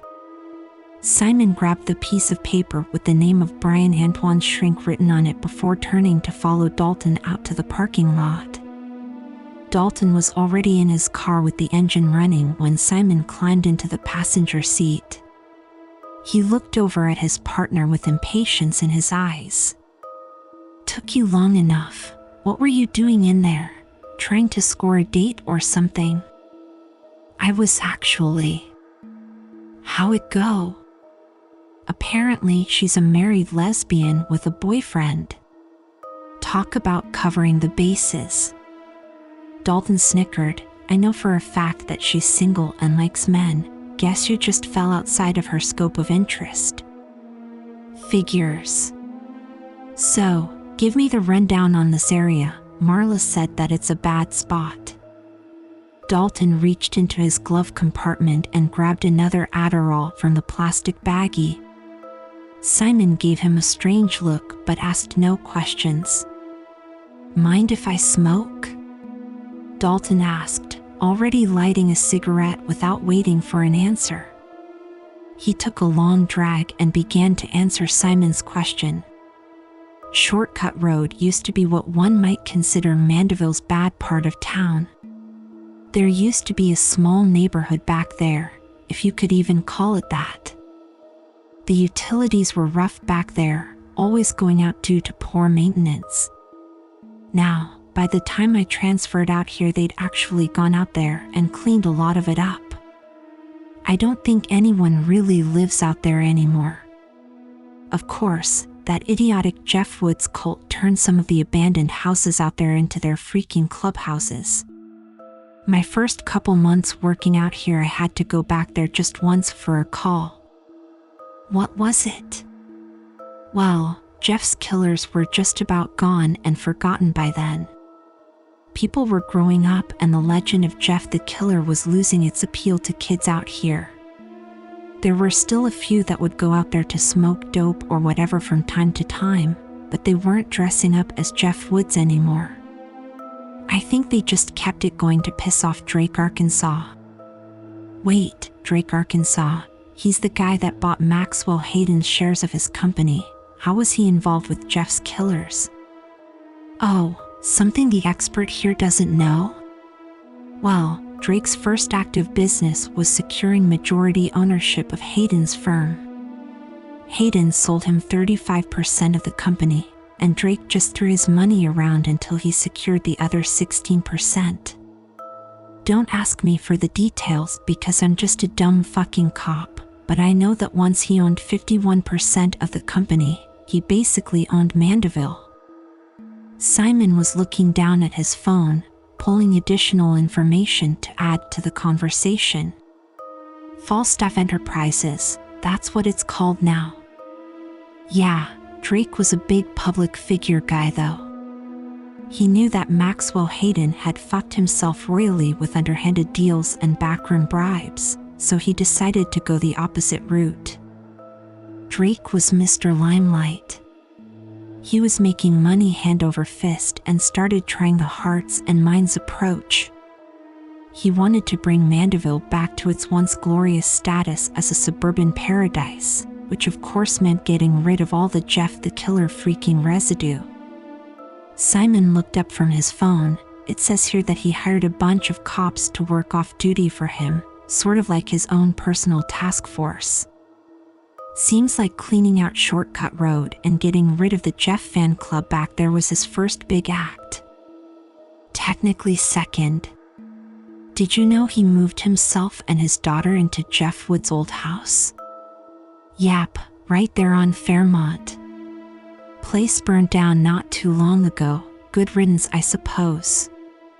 So, Drake, Arkansas pissed these kids off that were using the old houses back there to have their little Jeff parties, and you think the few that remained did so just to mess with the guy? More than likely yes. I mean, it was like history repeating itself. They saw him as just another rich asshole trying to write the laws in this town. I guess the joke's on them though. Drake, Arkansas died last year. His daughter is still around here though. She pops up from time to time. The two men had become lost in conversation as Dalton turned down dark road after dark road, taking them further into the backwoods of St. Tammany Parish. It was the massive glow of red and blue lights up ahead that broke their chatter and brought them back to the present. That's our backup, or in this case, I suppose we're the backup now. Dalton commented. Must be a dozen cars up there. They got here quick. This is a boring town to be a cop in, Simon. If this were New Orleans, that backup would arrive sometime next week. Out here though, the cops are chomping at the bit for something to do. I bet half of those guys up there are already preparing their bullshit stories to tell over cheap beers and... Simon suddenly cut him off, shouting, "Look out!" From behind them an ambulance came speeding past. Okay shit, what the fuck is happening? Dalton grunted as he stepped on the accelerator and sped to their destination. Dalton's eyes immediately fell on the news van parked across the street and felt his stomach flip over. The media, how? From WDSU New Orleans, grisly murder on the North Shore. Reported by Helena Morrison. Helena, tonight the residents of Mandeville are once again taken back to the chilling serial killings of 2015 involving teenage murderer Jeffrey Woods, known in the media as Jeff the Killer. Last night police responded to an abandoned home located in a long-forgotten part of Mandeville known as Shortcut Road. Local teens calling themselves Jeff's Killers were once known to frequent these homes. However, in a statement by Mandeville Police Chief Mitchell Hardy, their activities had ceased over time. Now it appears that someone has taken an interest in the area once again, and this time they are stepping up their morbid fascinations to a terrifying new plateau. The scene now cuts from the newsroom to footage from the prior night on Shortcut Road. Helena Morrison can be seen standing in front of a small blighted home as dozens of police, EMTs, and other officials mill about the front yard, some entering into the dark home as others take photographs and examine the area. The screen then splits, showing Morrison in the newsroom as the footage from the crime scene continues to play on the other half of the screen. Helena, WDSU received an anonymous tip around 11:20 last night, informing us that if we wanted to be the first on scene for what the caller described as his masterpiece, that we should hurry to 114 Shortcut Road. We arrived around the same time as the first police cruisers began to show up, and we were not allowed to bring out cameras into the house.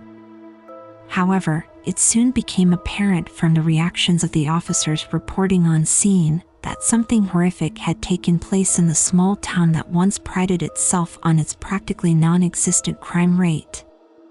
I'm going to play for you the call that we received last night from the unknown tipster. However, I must warn viewers at home that this audio recording is disturbing.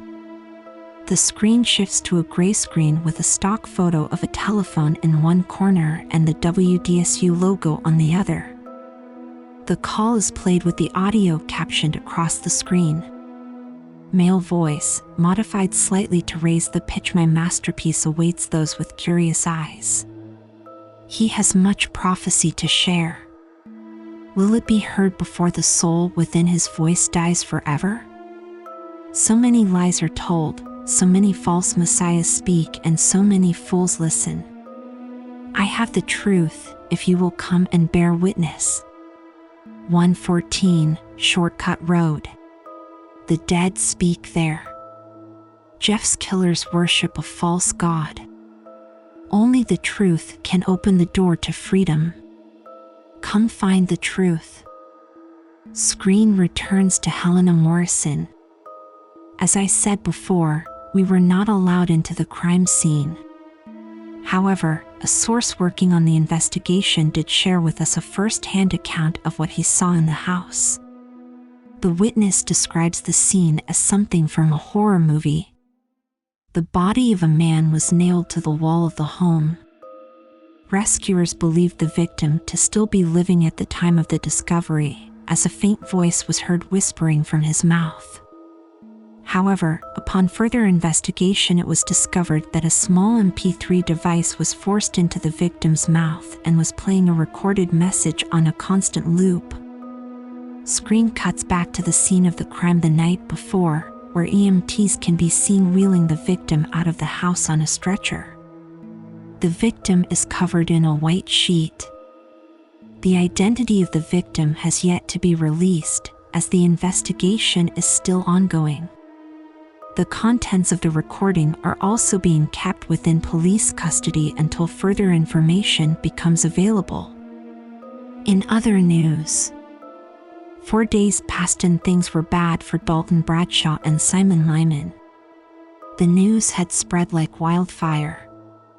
The internet was burning up with stories about Mandeville's infamous Jeff the Killer. Rumors were flying about. Had Jeff returned? Was there a copycat serial killer on the loose? Did the cult-like youths that once called themselves Jeff's killers finally organize and become violent? People were demanding answers, and the mayor's office, along with the chief of police, were struck with a deluge of furious citizens wanting the truth. Sadly, for all of their efforts, no truths could be solidified yet. What the news had failed to report on the night of the murder on Shortcut Road was being pieced together by everyone from YouTube commentators to established news sources. However, the Mandeville police who had the answers were ordered to remain silent. Any officer found responsible providing information to the press would be terminated on the spot. The chief of police, Mitchell Hardy, had raised the bar even higher by threatening his staff with criminal charges of malfeasance in office should any journalist become privy to information before he and the mayor were ready to have a press release. What had been found was something far too terrible to actually broadcast on the nightly news anyway. Upon arrival to 114 Shortcut Road, police discovered the body of Trent Vickers, a resident of Mandeville and known troublemaker. Vickers was in his mid-20s, played in a heavy metal band, and was a thorn in the side of law enforcement for years. Usually his crimes didn't extend past drunken outbursts after a night at the Green Room, a local club in the neighboring town of Covington that hosted different musical acts. The Green Room was the closest thing that residents of the North Shore could get to a New Orleans rock bar without having to drive across the lake. More than that though, Vickers was the self-proclaimed founding member of Jeff's Killers. He'd been generous online with his master plan to create a sovereign community in the abandoned homes on Shortcut Road. This of course meant that he'd been in direct conflict with the Mandeville police, but more so than them, Drake Arkansas and his company. When Arkansas began his task of clearing out the old houses on Shortcut Road, he'd been met with an abundance of resistance from Vickers. Lots of confrontations filmed on cell phone cameras that found their way to Vickers' YouTube channel. Lots of blogging, calling Arkansas a fascist, comparing him to early 20th century mobsters, complete with accusations that the entire Mandeville Police Department was in his back pocket. There was a lot of mudslinging in the form of comparing Drake Arkansas to Maxwell Hayden. Vickers claimed that Arkansas's desire to clean up Shortcut Road was just another attempt at hiding the truth of what Mandeville really was, and how the lies and corruption discovered after Jeff Wood's rampage were simply repeating themselves under a different dictator. He created a few issues, such as blocking construction vehicles sent out by Arkansas, but eventually, like so many others, fed himself enough rope to let himself hang. In late 2016, when Arkansas really started ramping up his efforts to clear out Shortcut Road, Vickers decided to up the ante and start targeting actual members of Arkansas' staff. He'd show up at the company headquarters with his cell phone camera rolling and conduct ambush interviews intending to humiliate anyone connected to Drake Arkansas. From YouTube channel Free Mandeville posted by Trent Vickers. Camera footage shot from first-person perspective shows cameraman Vickers approaching front office entryway of Falstaff Enterprises. Unidentified man in suit exits door and is accosted by Vickers. Vickers, sir, would you care to explain how you sleep at night knowing that your paycheck is coming from a fascist tyrant? Businessman, go away. Vickers, I will not go away. Your company is attempting to destroy a community of sovereign, peaceful people who oppose corruption. We will not simply go away. Businessman, get a life. Vickers, you're a fucking pig bastard. Go suck on the dick of your boss. Uniformed security guard exits building and approaches Vickers. Guard, sir, you're going to have to leave. Vickers, I'm on a public sidewalk, piss off. Guard, sir, you cannot harass the employees. Vickers, what's your name and badge number? Guard, sir, you're going to have to stop filming me without. Vickers, name and badge number, you fucking pig. Vickers would often be given citations and was occasionally arrested for such demonstrations. It wasn't until he decided to target Arkansas's teenage daughter as she was leaving her high school that he finally found himself facing serious criminal charges. From YouTube video Stupid People of the Suburbs posted by Hippie Hater. Video begins with Vickers filming as he approaches Mandeville High School's student parking lot. A young woman, later identified as the daughter of Drake Arkansas, is confronted as she walks towards her car. Vickers, how does it feel to know your father is a fucking monster? Girl, who are you? Vickers, you know who the fuck I am. I'm the guy that's going to fuck your dad up the ass harder than he fucks you. Girl, what did you say to me? Vickers, you heard me. What's the matter, ashamed of your father? You should be. Vickers then lowers his camera to demonstrate that he is grabbing his crotch and making sexual gestures towards the girl. Vickers, yeah, I'm gonna fuck your dad just like this. You like that, you spoiled little cunt. Other students begin to gather and several teachers start to approach Vickers. Teacher, sir, you need to leave school grounds this second. Vickers, this is a public school, my tax dollars pay for it and I have a right to be here. A uniformed police officer assigned to the school as security begins to approach. Officer, sir, I was informed that you made sexually suggestive comments to one of our students. I'm going to need to see identification right now. Vickers, fuck you, I know my rights. This is freedom of speech and freedom of the press.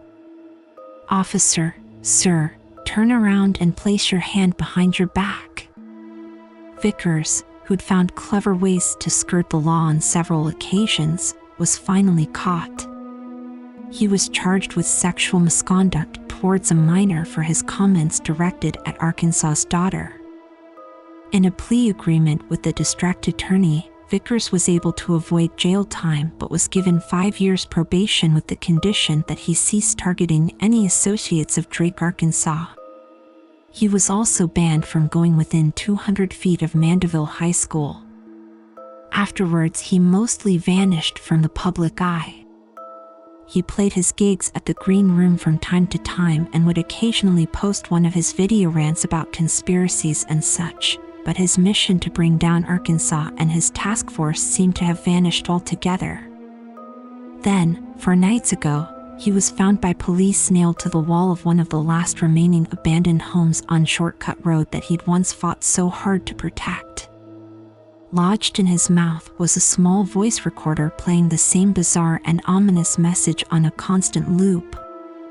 The message wasn't saved though, and had the recorder's batteries drained completely, the strange message of looming disaster may have never been heard at all. From the recording found on the corpse of Trent Vickers. Currently only accessible to members of the Mandeville Police and other law enforcement agencies. Lies are locks, they keep us out. Lies are locks, they trap us in. Lies are locks indeed. Truth is the key. The key to open the door of truth. What will we find there? The dead beg for nothing, the living beg for relief. Relief from the hell that I have brought to Mandeville.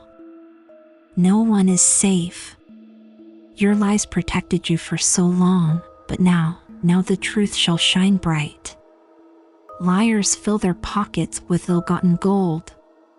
Liars shall be held accountable. Liars shall be forced to stand before the door of truth and confess their sins. Only then shall peace return. Dalton Bradshaw and Simon Lyman, you are but bit players in the grand scheme before you. The true stars have yet to rise, though they shall soon enough. In the meantime, I promise that we will keep you both entertained. Be warned though, your lives are of no real importance, and may be snuffed out at any time. Perhaps you should make haste and bring my stars to Mandeville.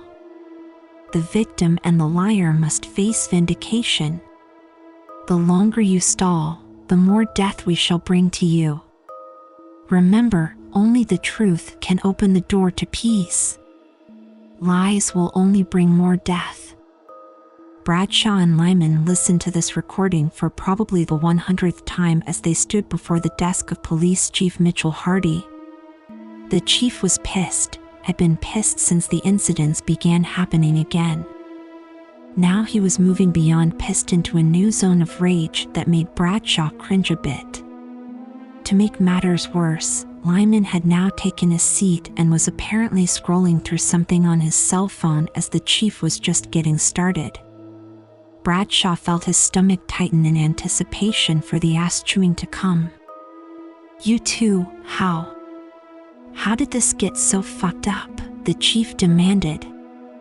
Sir, we did everything in our power to contain this, however, Dalton began, but was interrupted as the chief continued his rant. You had some pretty simple orders, Bradshaw.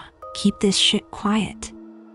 All you had to do was write up the incident at the Dermott house as a B&E that ended with the perp being killed in self-defense. Was that too fucking hard? And you, Lyman, I'm not sure if your superiors in Baton Rouge told you or not, but your whole purpose as our expert here was to conclude 100% that this had nothing to do with the Jeff Woods incident from 2015. Jeff the Killer is something that everyone just wants to fucking forget.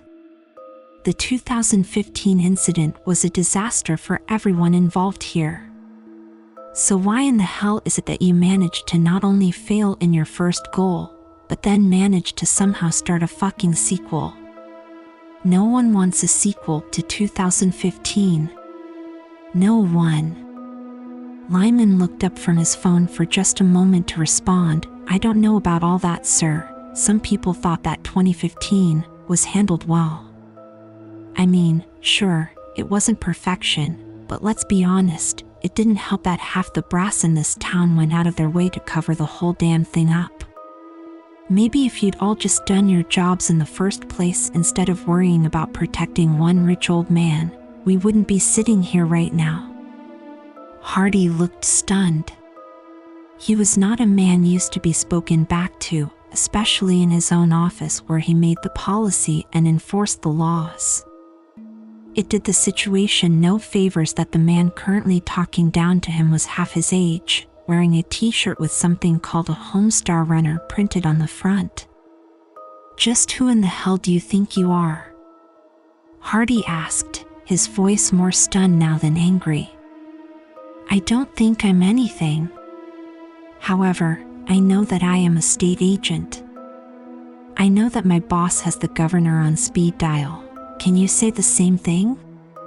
I know that my boss told me to disregard your request that I come down here just to whitewash the incident. I also know that you, as chief of police, must be aware that instructing a government agent to falsify a report is a pretty hefty charge. Maybe that's the way you're used to doing things here, but it's not the way I do business, Chief. I was told to come down here and conduct a real investigation. You have a serious problem on your hands here, Chief. The fact that you haven't held a press conference yet is making you look like shit as well. So, maybe I'll just call one today. I have every legal right to seize the recordings found at the crime scene, and if you keep acting like a fucking asshole, I might just do that. Maybe I'll go ahead and deputize Detective Bradshaw here as an official attachment to the state for the duration of this case. That way we don't need to deal with you at all anymore. Do you think perhaps that would be a good idea? Or who knows, maybe I'll call the governor myself today, let him know that you suburban snobs are obstructing justice down here, again. Yeah, how'd you like that? Chief Hardy was speechless. He wasn't sure if Lyman could do half of the things that he'd just threatened to do, but the idea of this young punk calling a press conference was enough to scare him into compliance, at least for the time being. He took a deep breath and plastered on a fake smile. Gentlemen, perhaps I was a bit too harsh just now. This has been stressful for us all. I've had the mayor barking at me since this began, demanding that we close this case quickly. I shouldn't have taken this out on you. Agent Lyman, I apologize. No worries, Chief. Now, me and Dalton have some police work to do. I think I may have just found our next big break. Dalton, who'd been shocked into silence by his young partner's sudden outburst, found his voice again. What, did the CSI find something from the house? Better, I found something on YouTube. Check it out, Dalton, this is the clue. You're not going to believe who uploaded a video response to this. From YouTube channel Jane of Arc, uploaded by Jane Arkansas. Jane, speaking directly into camera, so you think this is funny? You think this is a joke now? People are dying. Something much larger is behind this. If you're crazy enough to think that some disfigured kid is running around in the shadows creating all of this, then you deserve it. I know things. My father received threats from lots of sources before his death. He was too close to all of it. He tried to erase Mandeville's past with his money, but what lies beneath the surface is something so broken and rotting on the inside that money cannot clean. There are people out there with very close connections to the situation from 2015 that still have agendas and goals. None of those goals are good. I've spent a lot of time looking into this, trust me, this didn't just start with the attack at the Dermots. This has been going for 4 years. Expelling Maxwell Hayden and replacing him with my father did not fix anything. Removing corrupt officials from office and allowing them to run and hide in the shadows did not fix anything. Lives were ruined, lives were lost, and I'm pretty sure minds were lost as well. My father was onto something before he was murdered. He figured something out, something that runs much deeper than Jeffrey Woods, Maxwell Hayden, or any one person. If you want the truth, go back to the beginning. I will continue to release information as I put it together. To the law enforcement officers that are investigating this matter, know one thing right now: there is a massive smoke screen being put in front of you. That smoke screen is Jeff the killer. Don't let the sensationalism around his case distract you. Look deeper. Well, I'll be, the prodigal daughter returns, Simon mumbled. How did she know about the incident with the Dermot family? I would venture to guess that by now Lane Dermot has spilled the beans to at least a couple of people. That kid didn't strike me as the type who could keep a secret for long. Okay, we're going to go and talk to Jane Arkansas and find out what she knows. If her father really was receiving threats, I want to know what those threats were and who they came from, Dalton stated. It would make sense that he might be a target. He did step in for Maxwell Hayden, and he didn't exactly have a low profile while doing so. Between pissing off the crazies that hung out on Shortcut Road to probably pissing off a ton of Mandeville's older and wealthier elite, his list of enemies could be a mile long. Simon's cell phone chimes, indicating a text message. Oh hey, more good news I guess. Looks like the tech guys finally cracked that CD we found. Today is turning out to be interesting. So where to first? Jane Arkansas or the CD? Simon considered for a moment and then answered, the CD for sure. We'll have plenty of time to talk with Jane.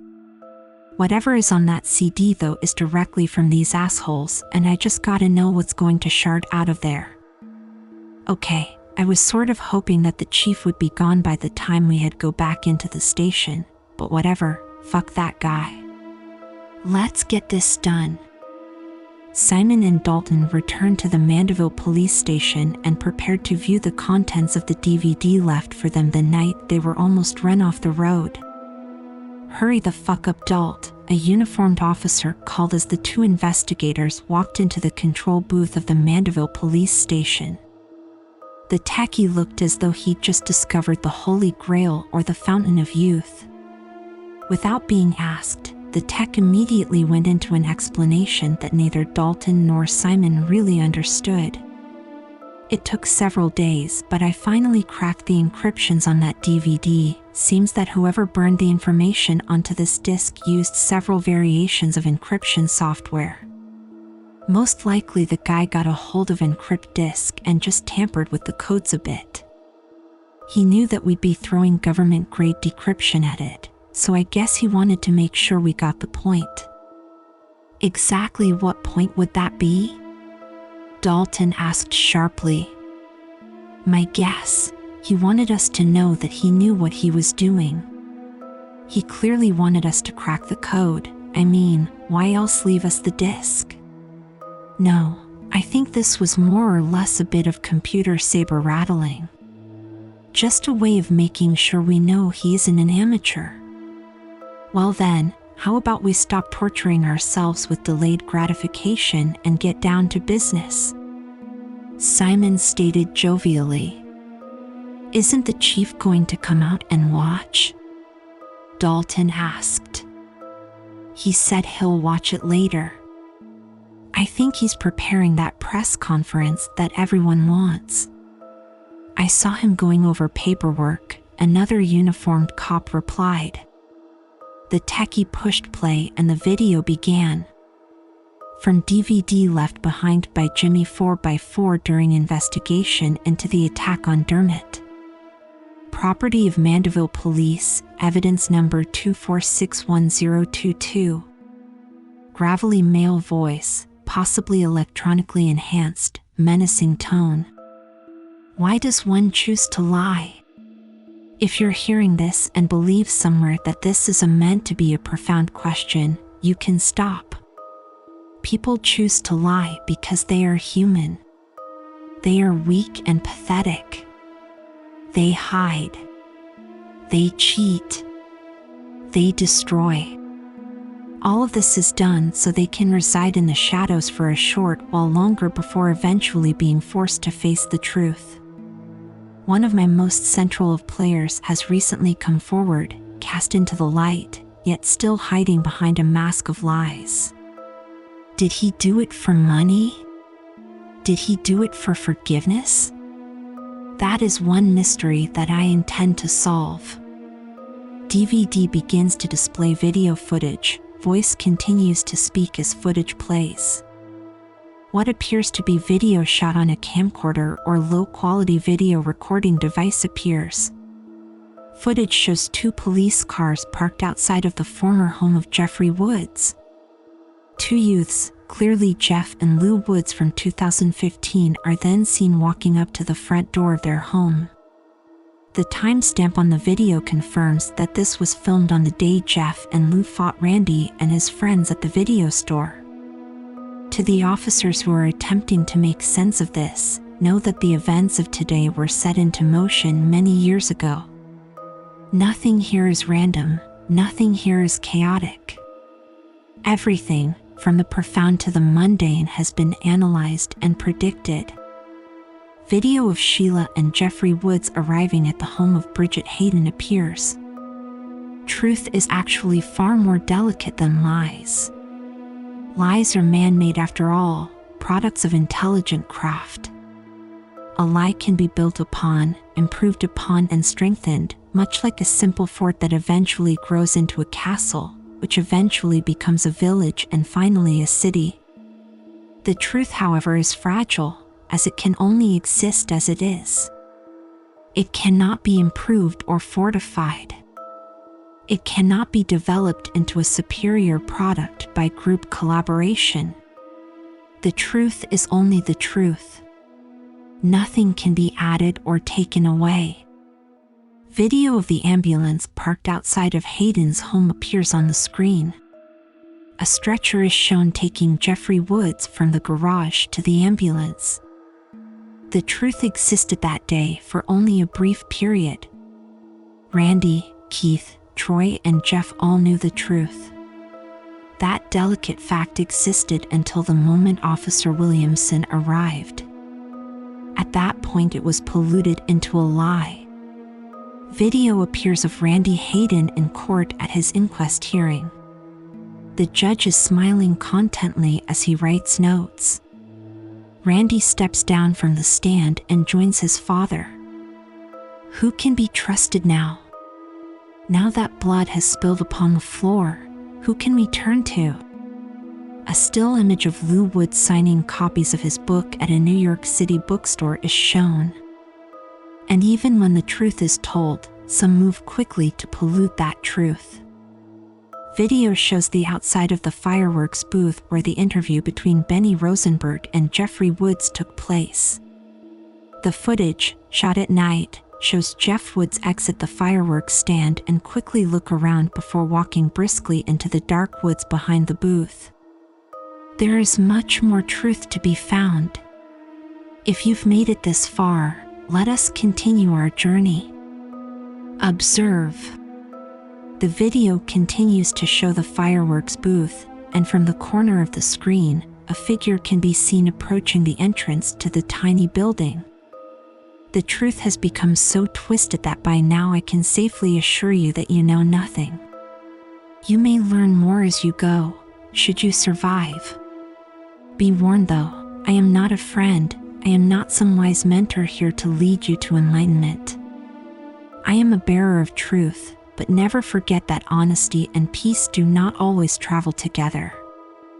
I shall guide you, but not with the gentle hand of a shepherd, but rather the firm hand of a taskmaster. This will not be a pleasant journey. You cannot escape this now, you cannot opt out. Should you still question the severity of the infection caused by the lies and corruption within Mandeville, allow me to demonstrate just how critical this situation has become. The screen flashes to solid red. Kill one now. Dalton Bradshaw raised an eyebrow, his mind swirling with questions. He glanced towards Simon to voice his quandaries and suddenly felt all the color drain from his face. He drew in a breath to call out a warning. He felt his muscles tense as he prepared to lunge forward.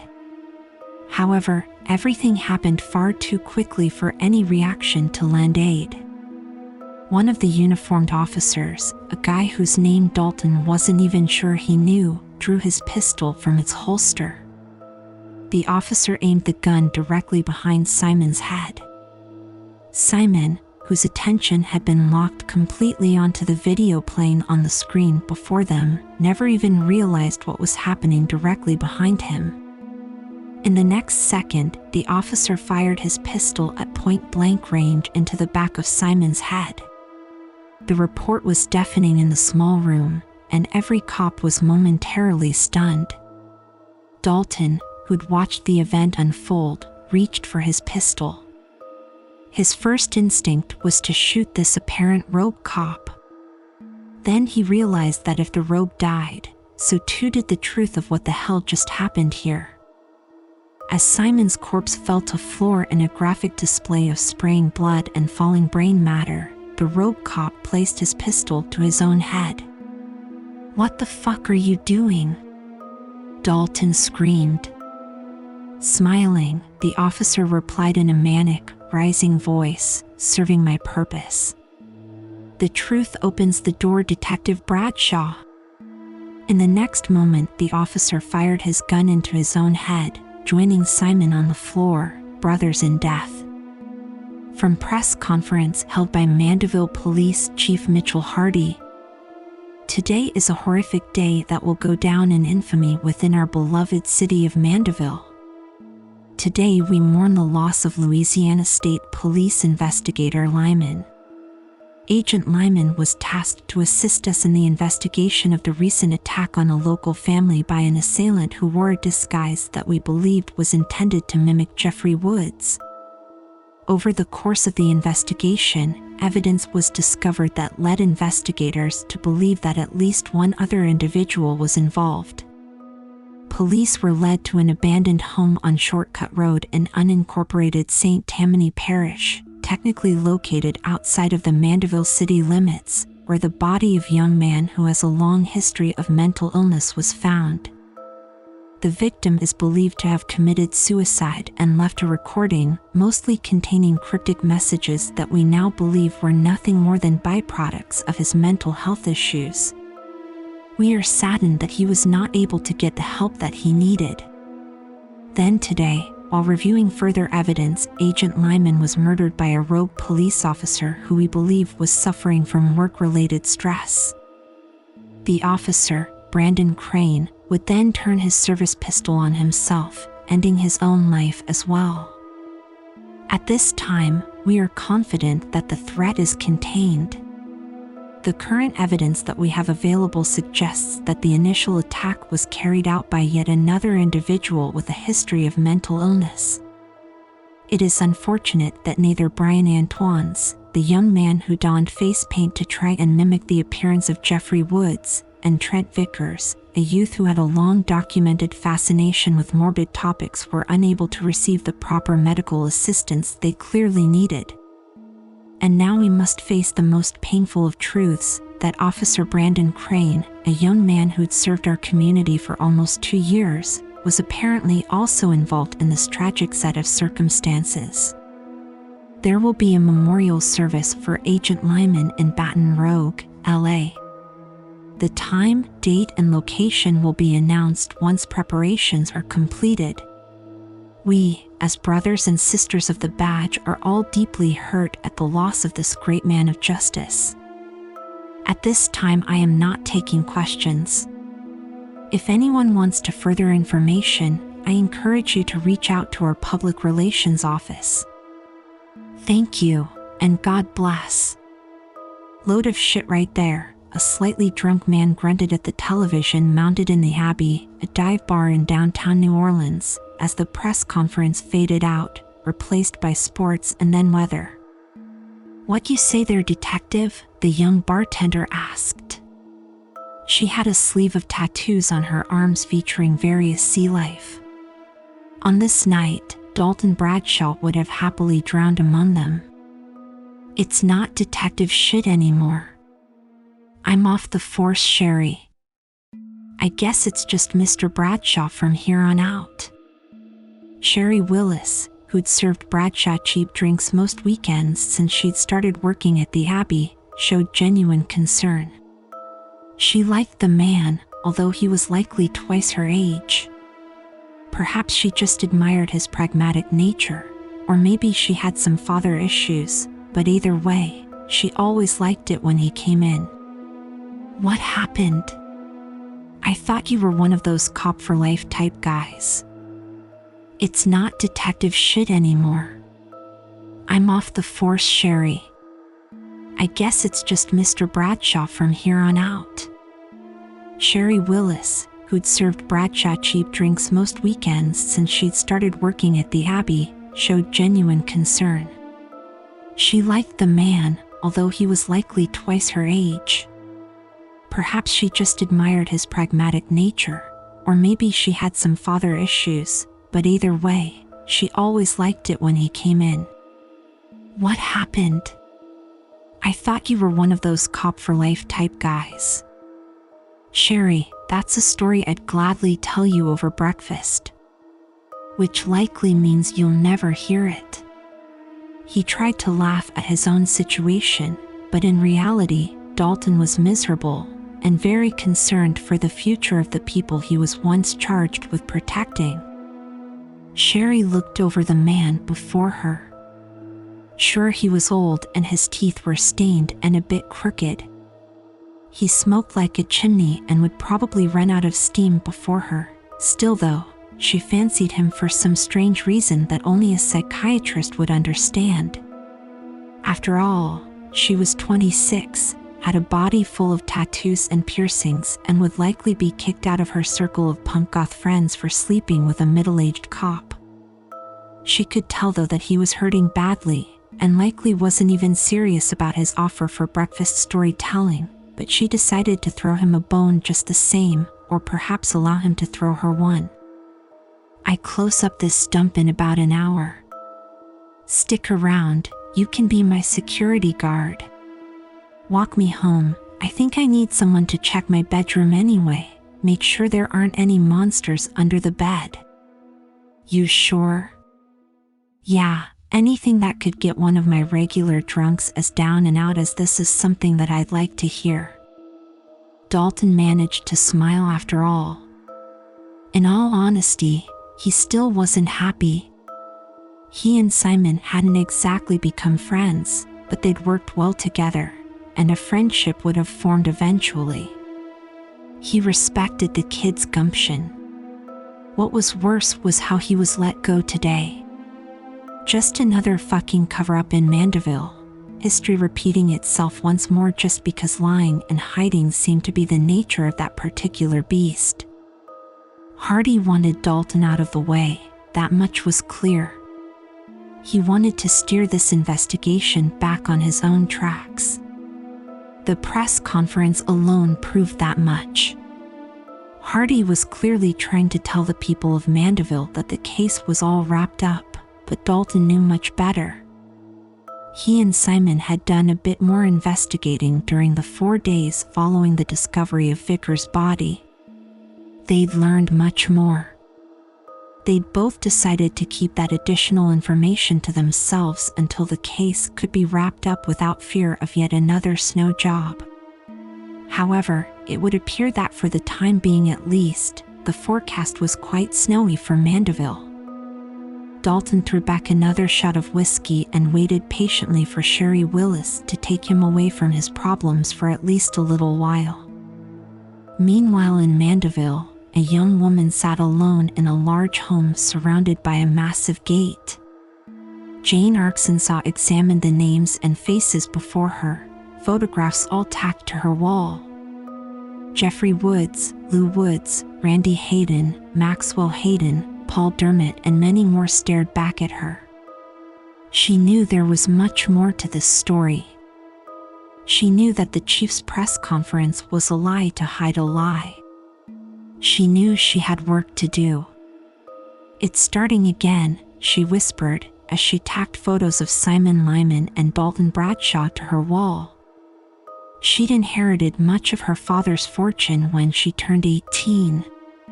Now she was just entering her 20s, saddled with a fortune that she cared little about. She was aware that most women her age with her current level of wealth would be jet-setting off to Europe, taking inane selfies and consuming cheap liquor in expensive bottles. However, Jane K. Arkansas cared for none of those things. Her father had been murdered, her home had set ablaze. She'd escaped with her life, but in the process she'd inherited a dire mission, one which she would happily spend all of her newly acquired money to be rid of. But she knew better. She knew that this was not something she would allow herself to abandon. It compelled her forward, even though she was fully capable of hopping into the nearest jet and never looking back. Jane reached up and touched the photos of Lou Woods and Randy Hayden. As she did, she whispered to herself, "There is a lot to do now, much to get in order. You boys are coming home very soon after all."